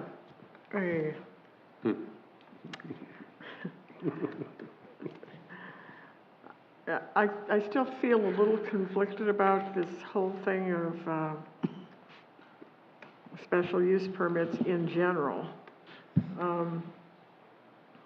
I do feel that there's probably a larger market available on US 1. The business fits the area better, and because of the location on US 1, you're going to draw from 2 other communities, not just Sebastian, that I know of. There's Barefoot Bay, 5,000 homes there. Some of those people actually don't let the rain wash their cars. They actually have them washed. And the rest of Miko is growing also, quite significantly. So from the financial part of a derelict building doesn't bother me quite as much. That's all I have to say. Thank you very much. Mr. Carter, any comments, sir? Any questions? No comments or questions. Okay. Mr. Lucier? I'm just gonna say one thing. I don't believe that we should be worried about how many car washes are on a particular street, because this is the United States. Business will take care of itself. Unfortunately, for the two gentlemen that have a car wash, I feel bad. But these folks have a right to put a car wash in a particular spot that it'll actually work pretty well, in my opinion. So I'm just gonna leave it at that. Thank you very much. Ms. Kitchen? Yeah, I don't have any questions or comments other than what I made earlier, but for Susan down there, I just want to FYI, Sebastian made the top 10 places to retire for snowbirds. Without the snow. Okay, here. I'm gonna ask you the same questions that I asked the other car wash gentleman, this right here. How many employees are you gonna have, or thinking of having? Yeah, the same, 9 to 12. 9, 10, the same? Yeah. Okay. Three to five. Huh? 3 to 5 during hours of 3 to operation. 5, more or less. At all more. time. So 3 to 5 people there all the time? Yes, during the hours of operation. You know, I just don't see that, because if you have so many little cars or X amount of cars, I mean, but anyhow, Yeah, that's well, not like me he to mentioned, I decide. mean, there's someone that might do a pre-rinse, guide you into the track. Okay. Then they're, fill in the towels and at the kiosks. And my next concern is the utilities, the water. Yes. Again, I'm gonna tell you the same thing that I told the gentleman that. We're all concerned about the water source here in this county. Okay. It's a big thing. And these things, no matter how much you retain and come back and this and that, you're gonna use our water. And it's very valuable here in this county. I'm just saying. So those are the two stigmas there. And the other one is, I mean, I'm surprised that, I don't even know why, I mean, maybe it's an old thing, I wasn't involved, but Walmart has a decision on that parcel. If they don't own it. So, but that's not me too. I think that was in the deed. Regarding the water, there are, again, there's going to be 4 1,500 gallon, between 3 and 4 1,500 gallon reclaimed tanks. So between 60 and 80% of the water used in each car wash is recycled. Comes back. Reclaimed water. Correct. Then before, if it's during peak operation, before it's discharged into the public system, it goes through a 2,500 gallon sand grit separator. So it is, there are standards for what it can be discharged to. And the sanitary discharge to the sanitary system is different than the stormwater. So stormwater, it was noted earlier that it'll pollute the stormwater. That is managed separately on site for water quality. And it's going to be another revenue source for the water company. Because the water will be paid for. All right, thank you very much for all your questions and answers. Thank you. And, so here, we're gonna call a motion now. Any other, we're all good? Okay, I wanna call a motion either to approve with conditions, or deny the application. So, I have a motion on the floor. I'll make a motion. I'm going to make a motion to recommend approval to council with the conditions staff has outlined in the report. Anyone seconds that? Mr. Lucier, second. Okay, roll call, please, for approval Ms. with Battles? conditions. Yes. Mr. Lucier? Yes. Mr. Alvarez? No. Ms. Kinchin? No. Mr. Haddix? No. Mr. Carter? No. Ms. Cottenberg? I'm going to say yes. Okay, there are 3 yeses and 4 noes. So the motion failed. Sorry, guys.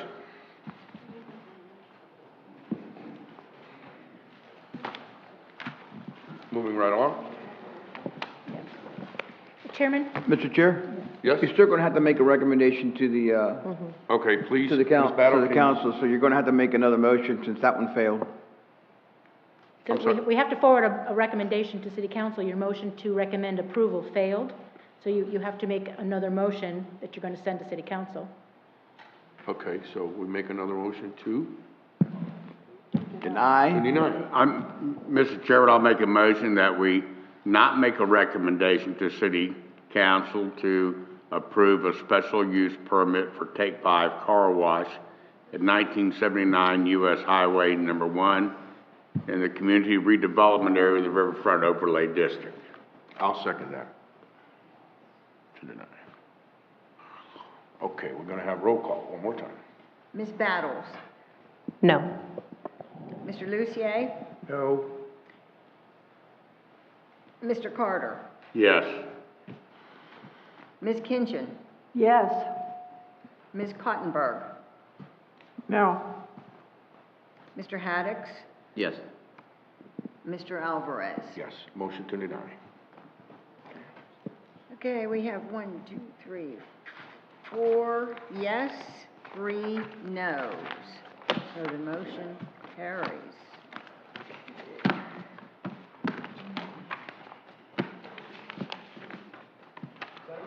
Okay. Moving to our next. So for explanation similar to the other one and for the applicant, that was a recommendation. Oh, sorry. That was a recommendation, and this will also be scheduled to city council, who makes the final decision on February 22nd. The same materials that you received and their PowerPoint presentation and minutes of the meeting will go to city council also for their consideration. But was it a motion to deny or a motion of no recommendation? To deny, not to approve. Okay. We're good? Mr. Unknown, we're good?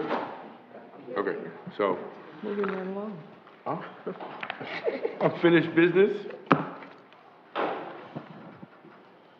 None. Huh? We have none. Okay, so new business, election of chairperson and vice chairperson. All right, so who does recommendations for chairperson or vice Chairman chairperson? Alvarez, so you would open the floor for nominations?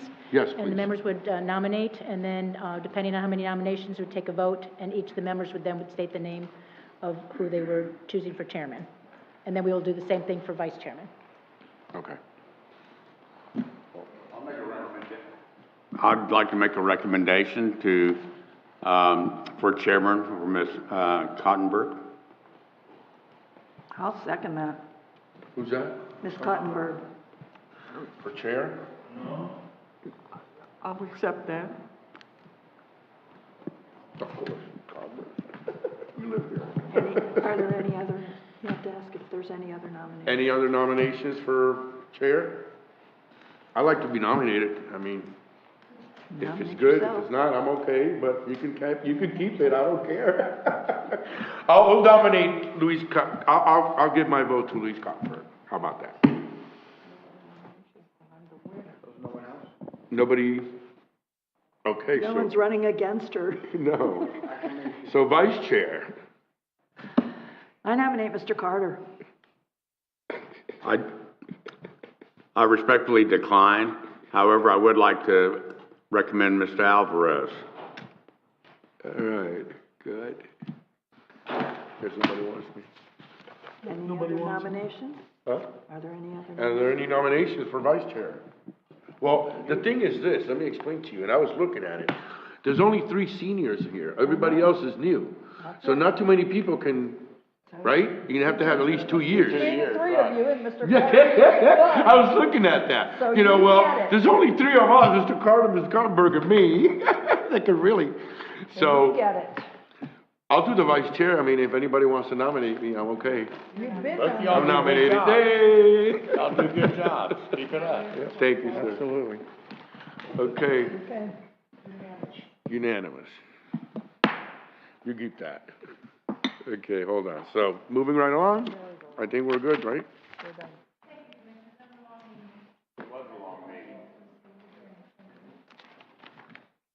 Okay, so Seeing nothing here, I guess meeting is adjourned.